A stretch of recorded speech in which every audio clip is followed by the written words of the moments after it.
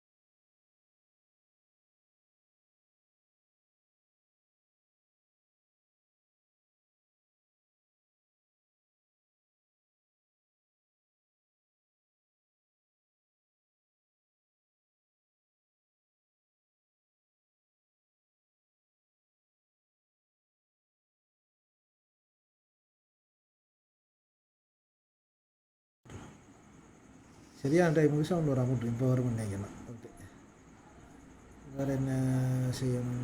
Share பண்ண பண்ணது. Okay,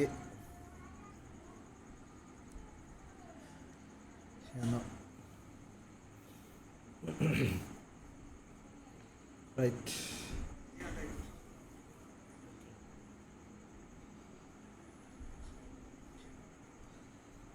right, வேறு என்ன? Expand video. ஓகே,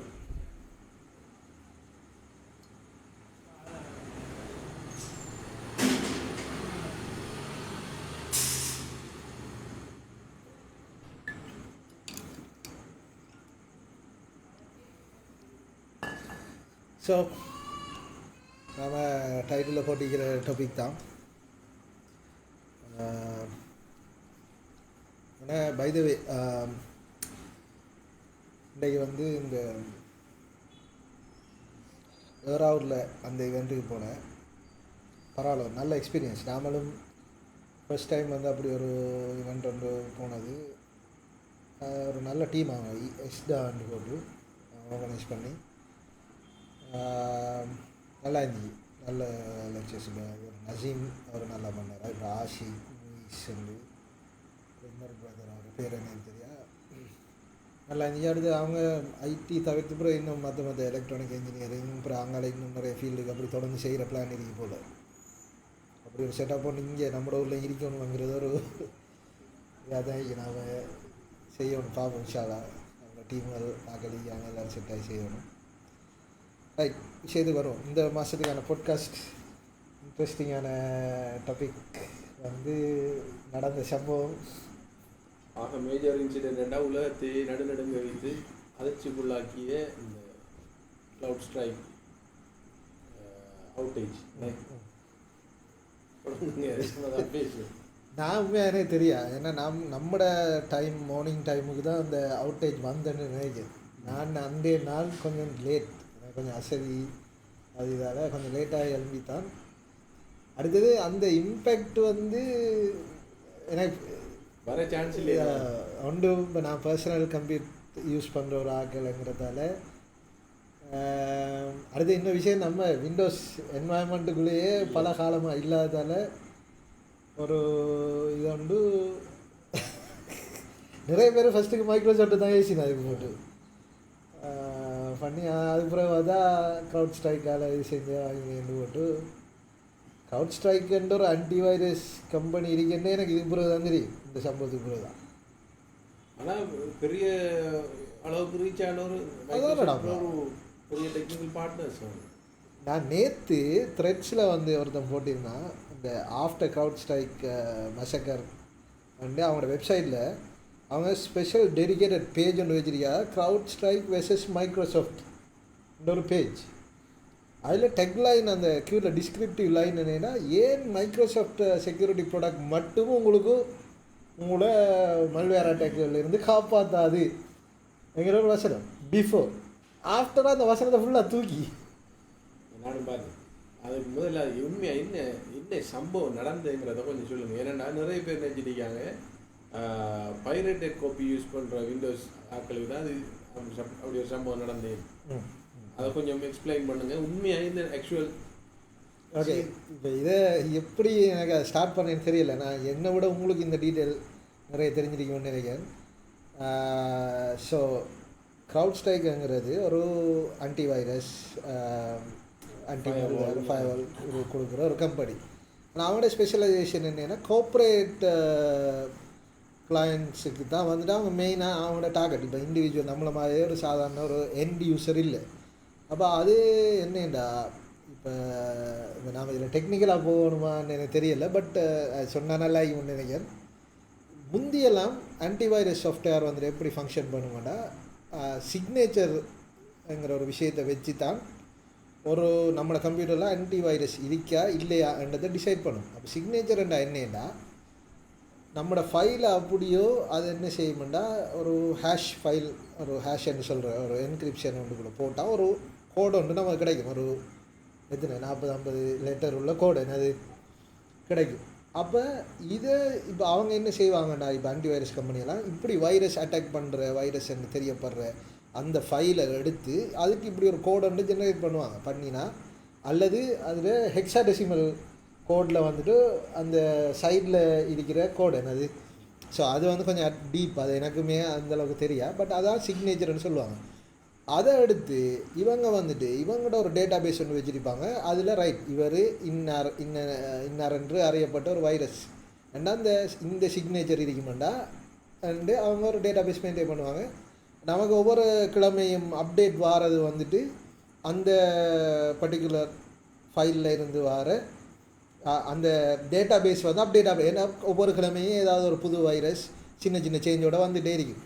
ஸோ அந்த இதுதான் வந்துட்டு நம்மளுக்கு வந்துட்டு அந்த காலத்தில் அப்டேட் வராது. இப்போ இர்ஃபான் எல்லாம் வந்துட்டு முந்தி அவர் சொல்லுவார், அந்த நீங்கள் இதில் போய் எடுத்துகிட்டு வர. நான் என்ன செய்கிறேன், நான் நினைக்கிறேன் சைமன் டெக் நோட்டுன்னு வந்து ஞாபகம் இல்லை.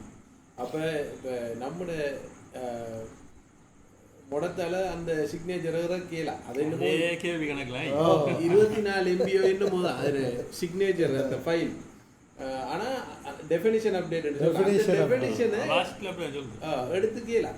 அப்போ நான் என்ன செய்கிறேன்னா எவ்ரி வீக் நினைக்கிறேன் செவ்வாய் இல்லாட்டி புதன்கிழமை நான் நினைச்சல இதுக்கு போகிறேன் ஏடிஎஸ்எல் லைனில். நினைச்சலைங்கிறது ஐசிடிஏயால் முந்தி எங்களை மாதிரி இந்த வசதி குறைஞ்சாக்கள் பயன்படுறதுக்கு இலவசம் இல்லை பே பண்ணணும். ஒரு இன்டர்நெட் கஃபே, அதாவது நம்ம வீட்டிலேருந்து வாங்கிறது நாங்கள் அப்போ ஒரு இடத்த போயிருந்து வாங்கிக்கணும். உங்களோட நம்மளோட இப்போ டயலப்பில் 56 கேயில் 24 MBங்கிறது டூ எக்ஸ்பென்சிவ் திங். அப்போ நாம் எடுத்துக்கலாம். இப்போ அடுத்தது நாம் கூட அப்போ பிரச்சனை இன்டர்நெட்டுக்குள்ளால் வர வைரஸை பற்றி எங்களுக்கு கவலையே இல்லை. ஏன்னா அது ஜீரோ, அதை பற்றி நமக்கு கவலை இல்லை. நமக்கு யாராவது இந்த பென் ட்ரைவை கொண்டாந்து இழுத்துட்டா இருக்கிற ஃபைல் எல்லாம் போய்த்திரும். இதான் புதுன நடக்கிறேன். அப்போ நாங்கள் என்ன செய்கிறேன்னா போய் நனசலையில் போய் அந்த டெஃபினேஷன் அப்டேட்டை டவுன்லோட் பண்ணிவிட்டு அதை ஃப்ளாஷ் ட்ரைவுக்குள்ளால நம்மளோட சர்க்கிளுக்குள்ளே டிஸ்ட்ரிபியூட் பண்ணுறோம் எல்லாருக்கும். அப்போ நாம தான் அதை கேந்திர நிலையமாக இருந்து அதை எடுத்து கொடுக்குறோம். நம்ம மற்றாக்களுக்கு இது இல்லை. அப்போ அதுக்கு ஒரு டேட் ஒன்று இருக்கும். இப்போ இந்த நாளில் இதை எடுத்த டெஃபினேஷன் அப்டேட் முர்ஷித் சொன்ன மாதிரி தான். அது என்ன செய்ய மாட்டோம், ஒவ்வொரு வைரஸும் இந்த வைரஸ் வந்து அதுக்கு ஒரு சின்ன ஒரு சஸ்பெக்ட் ஒன்று வந்தோடனே அதை என்ன செய்ய மாட்டா ரிப்போர்ட் பண்ணி விட்டுரும் இன்டர்நெட்டுக்குள்ளால. இப்போ நமக்கு இன்டர்நெட் சாத்தியம் இல்லை, நான் நோம்பலாக அப்படி தான் நடக்கிறேன். கம்பெனிக்கு சரி இப்படி ஒரு ஆள் வந்திருக்காரு, இதை அனலைஸ் பண்ணு, இல்லாட்டி இது எனக்கு சஸ்பீஷியஸ் ஏதோ ஒரு இதொன்று இருக்கணும். அவங்க என்ன செய்வாங்கன்னா அப்போ அவங்களோட நெட்ஒர்க்குள்ளே இதை பிரிக்கி மேய்ஞ்சி போட்டு அவங்களோட நெட்ஒர்க்கெல்லாம் அலர்ட் பண்ணுவாங்க. இப்படி ஒரு ஆள் இருக்காரு, இவரை இதை அப்டேட் பண்ணோடனே திருப்பி உடனே ஆன்டிவைரஸ் கம்பெனி என்ன செய்யணும்னா அதுக்கு ஒரு இதொன்று எழுதி சிக்னேச்சர் ஃபைல் இதோட அப்டேட் அனுப்பிடும்.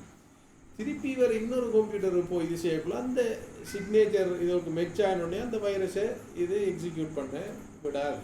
ஸோ இதான் நார்மலாக இதுதான் அந்த காலத்தில் ஆன்டிவைரஸ் சாஃப்ட்வேர் இயங்குற விதம். அடுத்தது விண்டோஸ் ஜெனியூன் யூஸ் பண்ணுறாங்களே தெரியும், இப்பயும் வருது சரியா. நான் விண்டோஸ் பாவிச்சு நானே இப்போ ஒரு 4-5 வருஷம் இருக்கும். ஆனால் நான் பாவித்த வரையில் ஒவ்வொரு மாதமும் மைக்ரோசாஃப்ட் மெல்வேர் ரிமூவபிள் டூல் அண்ட் ஒரு இதொண்டு வரும், விண்டோஸ் மெல்வேர் ரிமூவபிள் டூல் ஏதோ ஒன்று. அது கட்டாயம் இம்பார்ட்டன்ட். இப்போ நிறைய விண்டோஸ் ஆக்கலைன்னு செய்கிறேன்டா ஜெனியூன் விண்டோஸ் பாவிக்கிறாங்களும் அப்டேட்டோ பண்ணி வைக்கிறேன். ஏண்டா விண்டோஸ் அப்டேட் உண்மையாக நமக்கு தெரியும், விண்டோஸ் அப்டேட் ஒரு பயங்கரமான இது. நாம் இனியா செய்ய போகக்குள்ள தான் அது வந்து நின்று அப்டேட் பண்ணிட்டு நிற்கும். இல்லாட்டி நாம் ஒரு அவசரத்துக்கு கம்ப்யூட்டர் திறக்கக்குள்ள அது இப்போ அப்டேட் ஆகிட்டு 25-30 நிற்கும். அப்போ ஆக்கள் அதை ஸ்கிப் பண்ணுறேன். ஆனால் அந்த சிக்னேச்சர் எடுத்து போட்டால் தான் படுபயங்கரமான வைரஸ்கள்லேருந்து நமக்கு பாதுகாப்பு கிடைக்கும். இது காலங்காலமாக இருந்து வர ஒரு ட்ரெடிஷ்னல் மெத்தட். அடுத்த மெத்தட் சொல்லுங்க. அடுத்தது வந்துட்டு அதுக்கு பிறகு ஏன்னா இப்போ எனக்கு இந்த காலகட்டத்தோடையே நான் இந்த வைரஸ் அதுல இருந்து தள்ளி வந்துட்டேன் மிச்சமே. ஏன்னா நம்ம லினக்ஸ் பாவிக்க தொடங்கிட்டோம். லினக்ஸுக்கும் ஆன்டி வைரஸ் எல்லாம் இருக்கு. ஆனால் பரவலாக லினக்ஸ் யூசர்ஸ் வந்து இந்த உலகத்தில் இல்லாத காரணத்தால் லினக்ஸுக்கு வந்து வைரஸ் எழுதுறேங்கிறது ஒரு வைரஸ் எழுதுகிற ஒரு ஆளுக்கு இந்த ஒரு லாபம் ஊட்டக்கூடிய ஒரு சாமான் இல்லை. அதனால் லினக்ஸுக்கு வைரஸ் எழுதுகிற குறையும். அதே மாதிரி அதுக்கு பிறகு நாங்கள் மெக்குக்கு மாறினோம். ஸோ இந்த வைரஸ் அது வந்துட்டு பெரிய அளவில் எனக்கு இது செய்துடுவாங்களா. ஆனால் அதுக்கு பிறகு வைரஸ் ஒன்றை எப்படி ஆன்டி வைரஸ் டிடெக்ட் பண்ணணுமாங்கிற இது வந்துட்டு மாறினேன்டா. இப்போ என்ன பிரச்சனைண்டா, முந்தி ஃபைலாக தான் வைரஸ் வாரு. அதுக்கு பிறகு வைரஸ் வர தொடங்கிட்டு எப்படின்னா மெமரியில் போயிருக்கிற வைரஸ், பயோஸில் போயிருக்கிற வைரஸ், இப்படி ரேமில் போயிருக்கிற வைரஸ். ஸோ இப்போ இந்த வைரஸை வந்துட்டு எப்படி ஒரு ஆப்ரேட்டிங் சிஸ்டம் டிடெக்ட் பண்ணேலாம். அப்போ அதுக்கு என்ன செஞ்சாங்கன்னா அதுக்கு வந்துட்டு பிஹேவியரல் அனலைஸ் பண்ணக்கூடிய ஒரு ஃபைல் ஒன்று பிஹேவியர், ஒரு ஃபைலோ ஒரு கம்ப்யூட்டர் பிஹேவியரை அனலைஸ் பண்ணக்கூடிய ஒரு வகையான டெக்னாலஜி அது அப்புறம் யூஸ் பண்ண தொடங்கிட்டாங்களாம். எனக்கும் அதை பற்றி அது இன்னும் சரியாக வந்துட்டு என்ன அதுக்கு பேருன்றது எனக்கு தெரியல. நான் ஒரு 3 லெட்டர் ஒரு அக்ரோனிம் உள்ள ஒரு இது ஒன்று தான் அது பாவிக்காங்க. ஸோ அந்த இது வந்ததுக்கு பிறகு அப்போ என்ன செய்யணும், இப்போ நாம் ஒரு ஆன்டிவைரஸ் சாஃப்ட்வேர் எழுதுகிறோம்னா அது வந்து இப்போ மெமரியில் இருக்கிற வைரஸை நான் ஸ்கேன் பண்ணணும்னா விண்டோஸ் ஆப்ரேட்டிங் சிஸ்டம் ரெடி ஆகிறதுக்கு முதலே நாம் ஸ்கேன் பண்ணணும். ஸோ அதை வந்துட்டு விண்டோஸில் வந்துட்டு அந்த Win32க்குள்ளேயோ என்னத்துக்குள்ளேயோ தான் அந்த மாதிரியான ஏஜென்ட் ஃபைலை வந்துட்டு வைப்பாங்க. ஏன்னா ஸோ அந்த ஃபைலை என்ன செய்யமாட்டா விண்டோஸ் ரன் ஆகிறதுக்கு முதலே அது ரன் ஆகி எல்லா மெமரி அது இதெல்லாம் ஸ்கேன் பண்ணி அதில் நம்ம பிரச்சனை இருந்தால் டிரெக்டாக இவங்களோட சர்வர், அதாவது ஆன்டிவைரஸ் கம்பெனியோட சர்வருக்கு இந்த இன்ஃபர்மேஷன் அனுப்பி அவங்க வந்துட்டு ப்ளாக் பண்ணுறேன் இப்படி ஏதாவது ஒரு செட்டப் பண்ணு அது செய்யும். ஸோ இந்த மாதிரியாகத்தான் இப்போ வந்துட்டு வர ஆன்டிவைரஸ் வந்துட்டான். ஸோ இப்போ இந்த காலகட்டத்தில் வந்துட்டு க்ரௌட் ஸ்ட்ரைக் வந்துட்டு இப்படியான ஒரு கம்பெனி பிஹேவியரெல்லாம் இதை வந்துட்டு அனலைஸ் பண்ணி கார்ப்பரேட் லெவலில் இப்போ அது என்னென்னா கார்ப்பரேட் இதுன்னா இப்போ அவங்களோட எல்லா கம்ப்யூட்டருக்கும் வந்துட்டு ஒரே இதில் இன்ஸ்டால் ஆகிற அப்டேட் புஷ் பண்ணுற இப்படி. அப்போ அதில் இப்போ இந்த இதுக்கு விண்டோஸ் ஆப்ரேட்டிங் சிஸ்டம் ரன் ஆகிறதுக்கு முதலே வந்துட்டு ரன் ஆகிற இந்த ஏஜென்ட்ங்கிற ஃபைல் வந்துட்டு அப்போ அதை ஸ்கேன் பண்ணுறதுக்கு இப்போ அது வந்து மெமரியோடு தான் டிரெக்டாக வேலை செய்யணும். அப்போ அதில் வந்துட்டு நான் நினைக்கிறேன் அது C++ எழுதியிருப்பாங்க போல, ஏன்னா பாயிண்ட்டு. அப்போ ஏன்னா அதில் தான் வந்துட்டு மெமரியை பாயிண்ட் பண்ணி அக்சஸ் பண்ணலாம். மெமரியை டிரெக்டாக மெமரி லொக்கேஷனை வந்துட்டு டிரெக்டாக அக்சஸ் பண்ணலாம். இப்போ என்ன பிரச்சனைன்னா இது வந்துட்டு அநேகமாக எல்லாரும் கேள்விப்பட்டிருப்பாங்க. இப்போ ஜாவாவிலேயும் அது இருக்கா பாயிண்டர் இருக்கு. ஜாவாவிலேயும் வந்துட்டு நல் பாயிண்டர் வந்துட்டு ஜாவாவில் இல்லை, ஜாவாவில் தனியாக மெமரி கிளீன். அப்போ C++ல் வந்துட்டு ஒரு ஃபேமஸான எரர் வந்துட்டு நல் பாயிண்டர் சம்திங். ஏன்னா அந்த இது அதாவது நீங்கள் அக்சஸ் பண்ணுற மெமரியில் வந்துட்டு ஏதாவது இப்போ ரீட் பண்ண போகிறீங்கன்னா அங்கே ஒரு வேல்யூ கட்டாயம் இருந்தாகணும். இல்லாட்டி இந்த எரரை வந்து த்ரோ பண்ணும் நல் பாயிண்டருங்கிற எரரை வந்து. அப்படி இந்த ஏஜென்ட் வந்துட்டு இந்த ஆன்டிவைரஸ்ட புது அப்டேட்டில் வந்து ஏஜென்ட்டில் ஒரு மெமரியை வந்து அக்சஸ் பண்ணுறாங்க. அந்த மெமரியில் வந்துட்டு வேல்யூ இல்லை. அப்போ எரரை த்ரோ பண்ணிவிட்டு விண்டோஸ் என்ன செய்யும், தான் லோட் ஆகிறதுக்கு முதல் ஏதாவது ஒரு எரர் வந்தால் லோடே ஆகாது. அதால தான் இந்த பிரச்சனை வந்துட்டு கார்ப்பரேட் கம்பெனிக்கு இப்போ இந்த ஆன்டி வைரஸ் அப்டேட் வந்த உடனே மெஷின் அப்டேட் ஒன்றுக்கு ரீஸ்டார்ட் பண்ண போகக்குள்ள போனால் வேல்யூ இல்லை, மெஷின் கிராஷ்ட். இப்போ என்ன பிரச்சனைடா, இதை ஓவர் ஏஆர் வந்துட்டு நீங்கள் ஃபிக்ஸ் பண்ணேல, அதான் அடுத்த பிரச்சனை. ஏண்டா விண்டோ ஆப்ரேட்டிங் சிஸ்டமே ரன் ஆகலை, அப்புறம் எப்படி அதுக்கு அப்டேட் அனுப்புகிறேன். மைக்ரோசாஃப்ட் இப்போ ஒரு டூல் ஒன்று அனுப்பிக்காங்க ஃபிக்ஸ் பண்ணுறதுன்னு நினைக்கிறேன். அது இப்போ ஆனால் க்ரௌட் ஸ்ட்ரைக் ரிலீஸ் பண்ணது வந்து மெனுவல் தான், சேஃப் மூடுங்க நீங்கள் போய் செய்யும். ஆனால் எப்படி அது ஃபிக்ஸ் பண்ணுது? ஒருவேளை அது இப்போ ஸ்டார்ட் அப்லேயே ரன் ஆகிற மாதிரி மைக்ரோசாஃப்ட் அதுக்கு மேலே பிரச்சனை மைக்ரோசாஃப்டில் இல்லை. பிரச்சனை அதான் கன்க்ளூஷன். இதில் கல்ப்ரிட் வந்து மைக்ரோசாஃப்ட் கிடையாது, மைக்ரோசாஃப்ட் இல்லை. இப்போ ஆன்டிவைரஸில் பொதுவாக இப்போ நாம் ஒரு இந்த டாக்குமெண்ட் ஒரு ட்ரெயின் எடுத்துட்டோம்னா அதில் என்ஜின் தானே நம்மளோட பெட்டியெல்லாம் இழுத்துட்டு போகிறேன். நம்மளோட பெட்டியெல்லாம் இந்த நம்மளோட சாஃப்ட்வேர் மாதிரி இப்போ Word, Excel, VLC media player இதெல்லாம் சாஃப்ட்வேர் மாதிரி. ஓஎஸ் வந்து என்ஜின், இதெல்லாம் இழுத்துட்டு போவார். பொட்டி மாதிரி அவர் ஓஎஸ் தான் என்ஜின் உண்மையாக இழுத்துட்டு போகிறாங்க. இப்போ என்ஜினில் ஃபியூவல் கொடுக்குற இடத்துல ஒரு சின்ன பிரச்சனை இருந்தா என்ஜின் விழுந்து படுத்தா பொட்டி ஆட்டோமேட்டிக்காக நிற்கும். ரைட், அதானே இப்போ பிரச்சனை. இப்போ ஆனால் இப்போ என்ஜின் சரியாக வேலை செய்தாலும் ஆன்டிவைரஸ் போன்ற இதுகள் வந்து அப்ளிகேஷன் ஒரு பொட்டி மாதிரி தொழிற்படையலை கம்ப்யூட்டரில். ஏனெண்டா ஆன்டிவைரஸ் சில ஸ்பெஷல் பெர்மிஷன்களை எடுக்கத்தான் ஓஎஸ்லேருந்து எடுக்கணும். இங்கே நான் வந்து ஒன்றை பாதுகாக்கிறது தான் இருக்கேன். ஸோ நான் சில பெர்மிஷன்களை நீ எனக்கு அலோவ் பண்ணணும். உதாரணமாக உண்ட SV host services file change பண்ணுறது, அதுக்குள்ள அதை ஸ்கேன் பண்ணுறது, அப்படியான சில விஷயங்களை நான் பார்த்துக்குவேன். நீ அதில் என்ன இது செய்யப்படாண்டா. ஆனால் இதுக்கு நீங்கள் மைக்ரோசாஃப்ட் ஸ்பெஷல் பெர்மிஷன் ஒன்று எடுத்துருக்கணும். அதுக்கு அந்த அப்படியான கிரிட்டிக்கல் சிஸ்டத்தில் கையை வைக்கிறதுக்கு WHQL ஏதோ ஒன்று சொல்கிறேன்னு நினைக்கிறேன். அப்படி ஒரு சர்டிஃபிகேஷன் மைக்ரோசாஃப்ட்டை நீங்கள் எடுக்கணும். அந்த சர்டிஃபிகேட் சிக்னேச்சரை கண்டா தான் மைக்ரோசாஃப்ட் டிஃபெண்டிங் சிஸ்டம் வந்து விடும். ஓகே, இவர் நமக்கு இதான ஆளுண்டு செய்யக்கூடிய ஆளுண்டு உண்மையான ஆள்கிட்டே அனுமதி பெற்று தான் வந்திக்காது. அப்போ ஸோ இவர் வந்து அனுமதி பெற்றால் தானே என்று போட்டு. உதாரணமாக நம்மளோட படத்தில் எல்லாம் பார்த்தா ஐடி கார்டை வச்சுட்டு யாரும் உள்ளு போகலாம் தானே. அப்போ ஐடியை தானே மாத்திர அது மாதிரி தான். ஐடி இருந்தால் உள்ளு போட்டுரும், அதுக்கு மேலே இது இல்லை. ஸோ இது மைக்ரோசாஃப்ட் பிரச்சனை இல்லை. இதுக்கு பிறகு இப்போ ஏன் மைக்ரோசாஃப்ட் இதுக்கு மேலே போய் எழுதலாம் தானேண்டா அது இனி இன் ஃபியூச்சரில் பற்றி நாம் யோசிக்கணும். ஆனால் அந்த அளவுக்கு செக்யூர்டான எந்த ஓஎஸும் இல்லை. ஈவன் லினக்ஸ் மெக் எல்லாமே அப்படி எழுதலாம். லினக்ஸ் மெக்கெல்லாம் தப்பிட்டு இருக்கிற காரணம் அவளை வைரஸ் எழுதி அட்டாக் பண்ணுற அளவுக்கு வேர்த் இல்லைங்கிறோம். அடுத்தது இப்போ சில செக்யூரிட்டி மெஷர்ஸ் இருக்கு. இப்போ லினக்ஸ்ட எல்லாத்தையும் அது ப்ளாக் பண்ணி வச்சிருக்கீங்க சும்மா நார்மலாக டிஃபால்ட்டாக ப்ளாக் தான். நீங்கள் எல்லாம் ஓப்பன் இல்லை, எல்லாம் ப்ளாக் தான். இப்போ நீங்கள் சும்மா ஒரு போர்ட் ஆக்சஸ் பண்ணல எல்லாம் ப்ளாக்ல இருக்கு. மெக்கும் அப்படி தான். மெக்கும் அந்த என்வாரன்மெண்ட்டில் வந்ததால இது. இப்போ நீங்கள் ஒரு பென் டிரைவில் ஒரு .executable ஃபைல் எடுத்து லினக்ஸில் பார்த்தீங்கன்னா அது ஒரு சும்மா ஒரு ஃபைலில் தான் அது காட்டும். ஈவன் வைரஸே அது ஒரு ஃபைலில் தான் காட்டும். ஸோ லினக்ஸ் ஆர்கிடெக்சர் அப்படி வித்தியாசம் ஃபைல் சிஸ்டம் மாதிரி தான் அது. முருஷிச்சன் அடுத்த விஷயம் என்னன்னா அந்த நல் இஷ்யூ வந்து காலகாலமாக கம்ப்யூட்டரில் ஒரு வேரியபிளை நாம் அசைன் பண்ணக்க அதுக்கு ஒரு வெளியே கொடுக்கலாம். உதாரணமாக ஒரு நம்பர் இருக்கு, அது 1 அறிக்கலாம்னு கொடுக்கலாம். இல்லாட்டி அதுக்கு ஒரு வெளியும் நான் இப்போ கொடுக்கல, பிறகு நான் ஏதாவது ஒரு கட்டத்தில் நான் ஒரு வெளியே கொடுப்பேன் என்று போட்டு நாம் என்ன செய்யலாம்னா நம்பரை மட்டும் அதுக்கு ஒரு பேர் அசைன் பண்ணி போட்டு அந்த வேரியபிளை நாம் பிறகு ஏதாவது ஒரு கண்டிஷனில் அது கொடுக்கலாம். இது காலங்காலமாக ப்ரோக்ராமர்ஸ்கிட்ட இருந்த ஒரு பழக்கம். இப்போ ஜாவா ஸ்கிரிப்ட், C++, இதெல்லாமே இப்படி வேலை செய்கிற லாங்குவேஜஸ் தான். தப்பித்தவறி நாம் அதுக்கு அசைன் பண்ணால் முட்டமெண்டா அந்த வேரியபிளை நாம் எங்கேயாவது ஒரு இடத்த கோல் பண்ணமெண்டா நம்மளோட ப்ரோக்ராம் எக்ஸிக்யூட் ஆகக்குள்ள நல் வேல்யூ எக்ஸெப்ஷன் ஒன்று வரும். இது வந்து ப்ரோக்ராமர்ஸ்ட்டு இருக்கிற ஒரு பெரிய பிரச்சனை. இதை எப்படி நாம் தவிர்க்கிறேன்டா ஒரு சின்ன இஃப் கண்டிஷன் போட்டாலே அந்த பிரச்சனையில் அமைக்கலாம். இஃப் இந்த வெளியூக்கு நல்ல ஒரு வெளியூ இருந்தால் நீ இந்த எக்ஸிக்யூட் பண்ணாலே ரன் ஆகாது. ஸோ இது பேசிக் திங். இப்போ அடுத்தடுத்த வந்த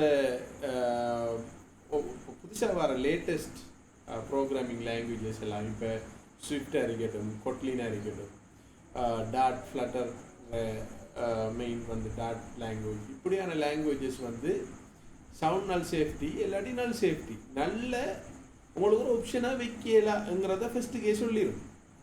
இப்போ டாட்ல எல்லாம் பார்த்தீங்கன்னா நீங்கள் சும்மா எடுத்த பார்க்கல நீங்கள் ஒரு நல் வேல்யூவை கொடுக்கலாம். இப்போ நான் நேம் ஒரு ஆளை எடுக்க நான் ப்ரோ வேல்யூ கொடுக்குறேன்னு சொல்லலாம். நீங்கள் நேமுங்கிற ஒரு இடத்த நீங்கள் ஒரு பேரை அசைன் பண்ணணும். இல்லாட்டி நீங்கள் எக்ஸ்பிளிசிட்டாக சொல்லணும், நான் இதை லேட் கீவேர்டை கொடுத்து நான் ப்ரோ அசைன் பண்ணுவேன் நான் ஒரு அது லேட் இருந்தாலே கவனிச்சுட்டு இருந்து ஓட்டும்.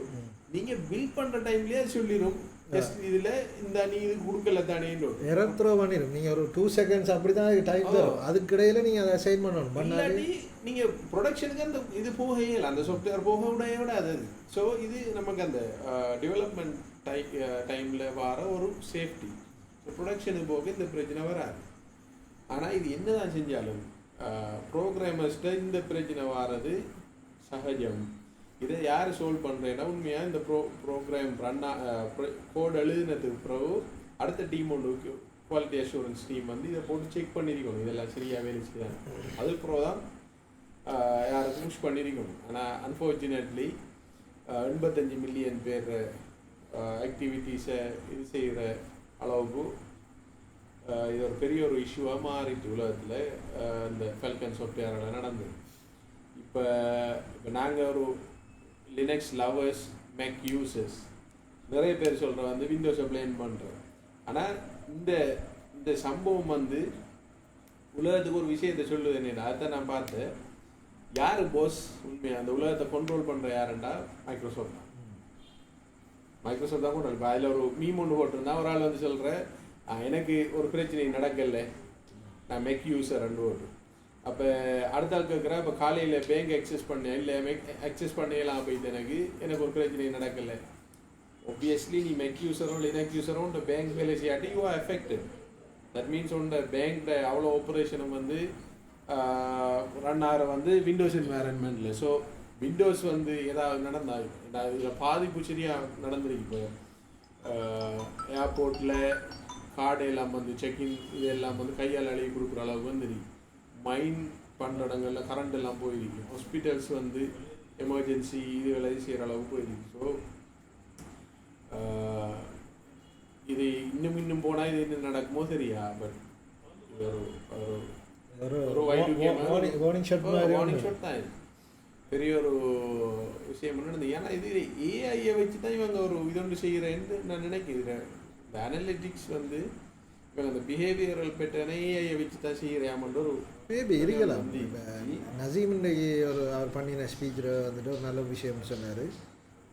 வெதர்லாம் முந்தி நம்ம அந்த நம்முடைய சென்சாரை வச்சு தானே நாம் இந்த இது நடக்கும் போது இப்படி ஒரு இப்போ ஏஐயை வச்சு தான் இப்போ கூகுள் அதை வந்துட்டு இப்போ நமக்கு இது செய்யுது. அடுத்து அது வந்து இப்போ இப்போ சரியாக ஆக்யூரேட்டாகவும் இருக்குது. ஏன்னா கூகுள் வந்து இந்த ஈரப்பதன் இந்த இப்படி ஒரு சினாரியை வந்தால் மழை பெய்யும்ங்கிற அளவுக்கு படிச்சுட்டு ஏஐ வச்சு அவ்வளோ வெதர் டேட்டா இருக்கே நம்மகிட்ட. அது ஒரு நல்ல அதான் பிஹேவியர் அனலைஸ் பண்ணுறதுக்கு ஏஐ வந்து ஒரு நல்ல டூல்.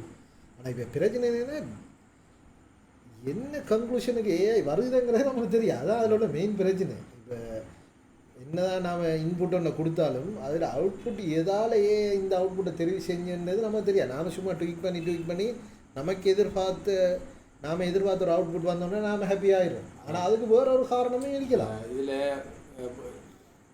வளமையாக செய்கிற இந்த ஜெனரேட்டிவ் ஏஐவியில் இப்போ ஒரு விஷயத்தை சம்மரைஸ் பண்ணுறதோ ஒரு ஃபோட்டோவை க்ரியேட் பண்ணுறதோ ஒரு வீடியோ க்ரியேட் பண்ணுறதோ பாதிப்பில்லாத விஷயம். இப்படி ஒரு பிஹேவியரல் பேட்டர்னில் ஒரு ஏர்போர்ட்டை வேலை செய்யாமாக்குற ஒரு ஹாஸ்பிட்டலில் வேலை செய்யாமாக்குறலாம் சில கிரிட்டிக்கல் இது. அதுக்கு வேறு அந்த ஏஐ சும்மா ஜஸ்ட் லைக் தட் கொடுக்கல நான் ரைட். உண்மையில் வந்தீங்களா எப்போ மஜா அம்ரா போனேன். இனி வாழ்க்கை பூரா அம்ரா தாங்க ரைட். இதான் அந்த க்ரௌட் ஸ்ட்ரைக் இந்த மாதம் நடந்த முக்கியமான சம்பவம். அடுத்த இதில் இன்னொரு விஷயம் ஒன்று பேசப்பட்டேன். இப்போ பைரேட்டட் சாஃப்ட்வேர் ஓஎஸ் விண்டோஸ் பாவிக்கிறார்கள் என்று. ஆனால் இந்த முறை நடந்தது சாஃப்ட்வேர் பைரசியாலேயோ இல்லை வேறு விஷயத்தால இல்லை. இந்த முறை நடந்தது உண்மையாக காய்ச்ச மரங்கள் அடிபட்ட என்ன மாதிரி தான். Heavy security genuine software use பண்ண ஆகலே தான் இந்த பிரச்சனையே கோஆபரேட். அதுவும் ஏர்போர்ட் மாதிரி இடங்களில் பைரட் நீங்கள் பாவிக்கவே. அப்போ அது காசு கொடுத்தா வாங்கியிருப்பீங்க, ஓஇஎம் சாஃப்ட்வேர் எடுத்து எல்லாருக்கும் உண்டா மேனேஜ் பண்ணுற அளவுக்கு ஒரு இது உண்டை போட்டிருப்பீங்க. அதோட சேர்த்து க்ரௌட் ஸ்ட்ரைக்கு நீங்கள் காசு கொடுத்து வாங்கி தான் இருக்கணும், இல்லாட்டி அப்டேட் வந்திருக்காது. ஸோ இது வந்து நடக்கக்கூடாத சம்பவம். அடுத்தது இன்னொரு விஷயம் என்னென்னா, கட்டாயம் நாம் விண்டோஸ் வந்து அப்டேட் பண்ணி தான் வைக்கணும். அதில் எந்த சேஞ்சும் இல்லை. அப்படி உங்களுக்கு வசதி இருந்தால் தான் தப்பி தவறு என்ன நடந்தாலும் மைக்ரோசாஃப்ட் உடனே உங்களுக்கு உடனே ஒரு பேச்சு என்னது வந்து அதை கிளியர் பண்ணும், இல்லாட்டி அதை நான் மாட்டிக்கும். அடுத்தது என்னென்னா, தயவு செய்து அப்டேட் ஓப்பன் பண்ணி வைக்காங்க. இப்போ என்னென்னா, இப்படி ஒரு பிரச்சனை நடந்தாலும் இமீடியட்டாக ரெஸ்பான்ஸ் டீம் ஒன்று ரெஸ்பான்ஸ் பண்ணிடும். அது எப்படி இன்னும் பேச்சு நடந்துடும். நீங்களே ஃபிக்ஸ் பண்ண கூட அவங்க சொல்லி அறிவிச்சிருவாங்க, அதை ஃபிக்ஸ் பண்ணிடலாம். சப்போர்ட் இல்லாமல் இருக்காது. ஜெனியூன் சாஃப்ட்வேர் பாவிக்கிறாங்களோ அப்டேட் ஓப்பன் பண்ணி வைக்கிற மைக்ரோசாஃப்ட் அப்டேட் பெட்டர்னுங்கிறது ஒரு கிராப் சிஸ்டம். ஆனால் இப்போ நீங்கள் சரியாக கவனித்து பார்த்தீங்கன்னா, ஒவ்வொரு புதன்கிழமையுமே நம்ம தான் மைக்ரோசாஃப்ட் வந்து அப்டேட் ரிலீஸ் பண்ணுறேன். ஆனால் இப்போ நிறைய அப்டேட் ஒரு 14 நாளைக்கோ 7 நாளைக்கு போஸ்ட் பண்ணி வைக்கிறது. அடுத்தது இப்போ நீங்கள் ஒரு நைட் டைமில் அப்டேட் பண்ணுன்னு சொல்கிறது, அப்படியான நிறைய ஃபீச்சர்ஸ் அதில் ஆட் ஆகிட்டு. ஆனால் ஸ்டில் வந்து லினக்ஸில் அல்லது மெக்ட அப்டேட் ப்ராசஸ்ஸு கிட்டே நெருங்கிய அளவு மோசமாக தான் விண்டோஸில் அந்த சாஃப்ட்வேர் ஓஎஸ் அப்டேட் சிஸ்டம் இருக்குங்கிறது ஒரு கவலைக்குரிய விஷயம்தான். இருப்பினும் இந்த ஓஎஸ் அப்டேட்டை போய் சர்வீஸ் ஓப்பன் பண்ணி வைக்கிறது, அதான் ஒரு வழி. சர்வீஸை டிசேபிள் பண்ணி வைக்கிற, அதெல்லாம் சரியான அந்த உங்களோட கம்ப்யூட்டரை பயங்கரமான வல்னரபிலிட்டிக்கு அதை கொண்டு போகும் செய்கிறது. ரைட். இல்லை நமக்கு இதெல்லாம் பிரச்சனைனா நீங்கள் இந்த நெக்ஸ்ட் பாருங்க. ரைட். அடுத்த விஷயங்கள். அடுத்தது அமர காவியம். நிறைய படங்கள் பார்க்க கிடைச்சிச்சு. நிறைய இல்லை இல்லை சின்ன சின்ன விஷயங்கள். ரிங் ஒன்று வந்துச்சு, அதை பற்றி நீங்கள் ஒன்று சொல்லி சாம்சங். அது நிறைய பேருக்கு நான் அதைத்தான் நான் ஷேர் பண்ணக்குள்ள நான் போட்ட வந்துட்டு, இது வந்து சாம்சங் கண்டுபிடிக்கல, அப்புறம் அதை தூக்கிட்டு வருவாளே சாம்சங் நேரத்துடைய கண்டுபிடிச்சிட்டு அப்படி செய்யலைன்னு போட்டோம். சாம்சங் கண்டுபிடிக்கலை. அது வந்து ஓவராண்ட ஒரு கம்பெனி தான் ஃபஸ்ட்டுக்கு ரிங்ன்ற ஒரு விஷயத்தை கண்டுபிடிச்சா. அவர் லைனஸ் டெக் டிப் பண்ணுற அவர் வந்துட்டு அதை அவரோட ஃபேவரேட் இது உண்டு. அடுத்தது இது வந்தது பிறகு நான் ஒரு விஷயம் அந்த ரிங் இதில் படித்தேன் என்னென்னா, வாட்சை விட இந்த ரிங் வந்துட்டு அக்குரேட்டாக அவடத்தை எடுக்கிற டேட்டா கொஞ்சம் அக்குரேட்டாக வருமா. அது வந்து ரிங்கோட அந்த சென்சர்லாம் உள்பக்கமாக வர மாதிரி வைக்கணுமே நம்ம ஒன்று போட்டு. ஆனாலும் கம்ஃபர்டபுள்னஸ் என்று வரக்குள்ள கொஞ்சம் பிரச்சனை. ஏன்னா நிறைய இதில் வந்துட்டு உண்டு.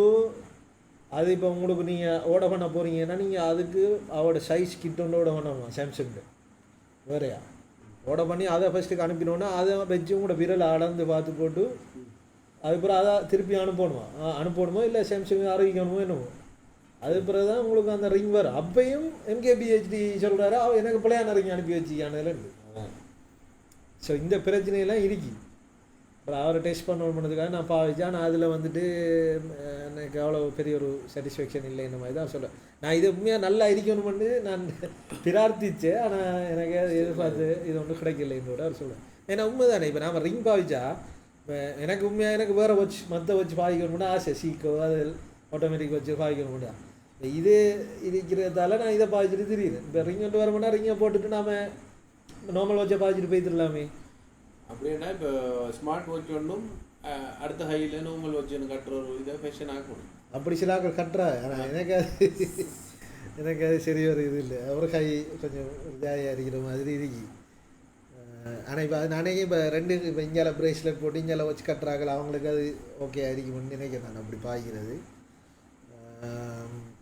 நமக்கு அது சட்டிஸ் ஆகுது இல்லை. ஸோ அதான் வேறு அவங்க அதோட வேறு என்ன அப்டேட் வந்து வேறு நான் ஒரு விஷயம் ஒன்று செஞ்சேன். என்னென்னா அந்த கூகுள் ஒன் சப்ஸ்கிரிப்ஷன் பாவிக்கிற ஆட்களுக்கு எத்தனை பேர் பாவிக்கிறோம் சரியா? நாம எல்லாம் பாவிக்கிறேன். ஏன்னா இப்போ நான் ஒரு 200 GB பாவிக்கிறேன். இந்த நம்மளோட ஃபோட்டோஸ் எல்லாம் கூகுளுக்கு அப்படி இந்த நம்ம ஃபோனோட கெப்பாசிட்டி எல்லாம் காணாங்கிறதால நம்ம யூஸ் பண்ணுறோம். ஆனால் இப்போ கூகுள் ஒன்னில் அடிஷனலாக இருக்கிற ஒரு ஃபீச்சர் வந்து டார்க் வெப் மானிட்டரிங் இருக்குது. அது என்னென்னா இப்போ ஏதாவது இப்போ நம்மளோட யூசர் நேம், நம்மளோட நேம் இல்லாட்டி நம்மளோட ஏதாவது ஒரு பர்சனல் விஷயங்கள் டார்க் வெப்பில் கசிஞ்சிருந்தால் அதை ரிப்போர்ட் பண்ணி நம்ம தரும். இப்போ உதாரணமாக நம்மளோட இமெயில் அட்ரஸ் வந்து இந்த இமெயில் அட்ரஸ் எங்கேயாவது டார்க் வெப்பில் லீக் ஆகிருந்தால் அது வரும். அதில் இவங்க ஃபஸ்ட்டுக்கு அந்த ஹெவ் ஐ பீன் பாண்ட் எங்களை சைட் கொண்டு வந்தேன். அப்புறம் அதை மொசில்லா வந்துட்டு அதில் இருந்து எடுத்து மொசில்லா வந்து சர்வீஸ் ஓப்பன் பண்ணினேன். இவங்க கூகுளும் அவங்க தனியாக வச்சுக்காங்க. இதை அவங்க கூகுள் ஒன் சப்ஸ்கிரிப்ஷனுக்கு வச்சுருந்தேன். இப்போ என்ன செய்ய போகிறாங்கன்னா அதை பப்ளிக் கொண்டு ஸோ இப்போ ஆக்டிவாக பாவிச்சுட்டு இருக்கிறாங்களுக்கு நீங்கள் பார்த்தீங்கன்னா ஒரு பேனர் ஒன்று வரும். நாங்கள் இதை இது ஃப்ரீயாக போகிறாங்க. ஓகே. ஸோ பப்ளிக் அதுக்கப்புறம் தான் நான் இந்த டூலை பாவிச்சு நமக்கு என்ன நடந்திருக்கான்னு போய் பார்க்க போனேன். அங்கே போனவோ நம்மளோட இமெயில் அட்ரஸ் இருக்கு பேயர். ஓ அதில் மெயின் வந்து அதை நான் சொல்ல வந்தேன் பேஹியர் தான் நடந்தது. பேயர் இல்லைங்கட பேமெண்ட் கேட்டு ஒன்று பாஷா செய்கிறாங்க. ஏன்னா அவங்க டேட்டாலி அது அவங்க மறுப்பு தெரிவிச்சு அவன் கடைசி வரைக்கும் ஒத்துக்கொள்ளல. ஒழுங்கான கம்பெனி செய்கிற வேலை பிரீச் நடந்துட்டு ஒத்துக்கொள்றது டிரான்ஸ்பரன்சி முக்கியம். மணி எக்ஸெப்ட் பண்ணணும் இல்லை அப்படி இப்போ இவங்க கூகுளுக்கு எதிராக வழக்கு போட்டு இதுக்கு என்ன மெயின் பிரச்சனைனா இப்போ மற்ற சாஃப்ட்வேர் மற்ற வெப்சைட் டேட்டா லீக் ஆகுறது ஒரு பக்கம். பேயருங்கிறது ஃபைனான்சியல் இது. உங்களுக்கு எவ்வளோ காசு வந்துருக்கு வாங்கிருக்கு இந்த இன்ஃபர்மேஷன் உள்ள ஒரு வெப்சைட் கார்டு இன்ஃபர்மேஷன் ஃபைனான்சியல் இது ஒன்று இல்லை. பிரீச் நடந்தால் பெஸ்ட்டு அந்த கம்பெனி செய்கிற வேலை அதை ஒத்துக்கொள்றது. பிரீச் ஒன்று நடந்துட்டு அதை ஒத்துக்கொள்றது இல்லைன்னா டிரான்ஸ்பரன்சி இல்லை. அந்த கம்பெனி நான் ட்ரஸ்ட் பண்ணுறேன் அவங்க இது செய்யலாம். பேயரை பற்றி வேறு இது நிறைய மோசமான சம்பவங்கள்லாம் ஐயா அதை நம்ம ஆறுதலாக பேசுவோம். பேயரை மட்டும் இல்லை, இலங்கையில் இருக்கிற பெரும்பாலான பேமெண்ட் கேட்வேயில் இந்த இப்படி இது இருக்குது. ஆனால் இப்போ நம்ம அதை பேகிற டார்கெட் பண்ணிங்கன்னா இதில் ரீச் அவங்களோட இது அதே வந்துட்டு லீக் ஆனது அவங்களோட ரிப்போர்ட்டிங் டூலில் ஏறி.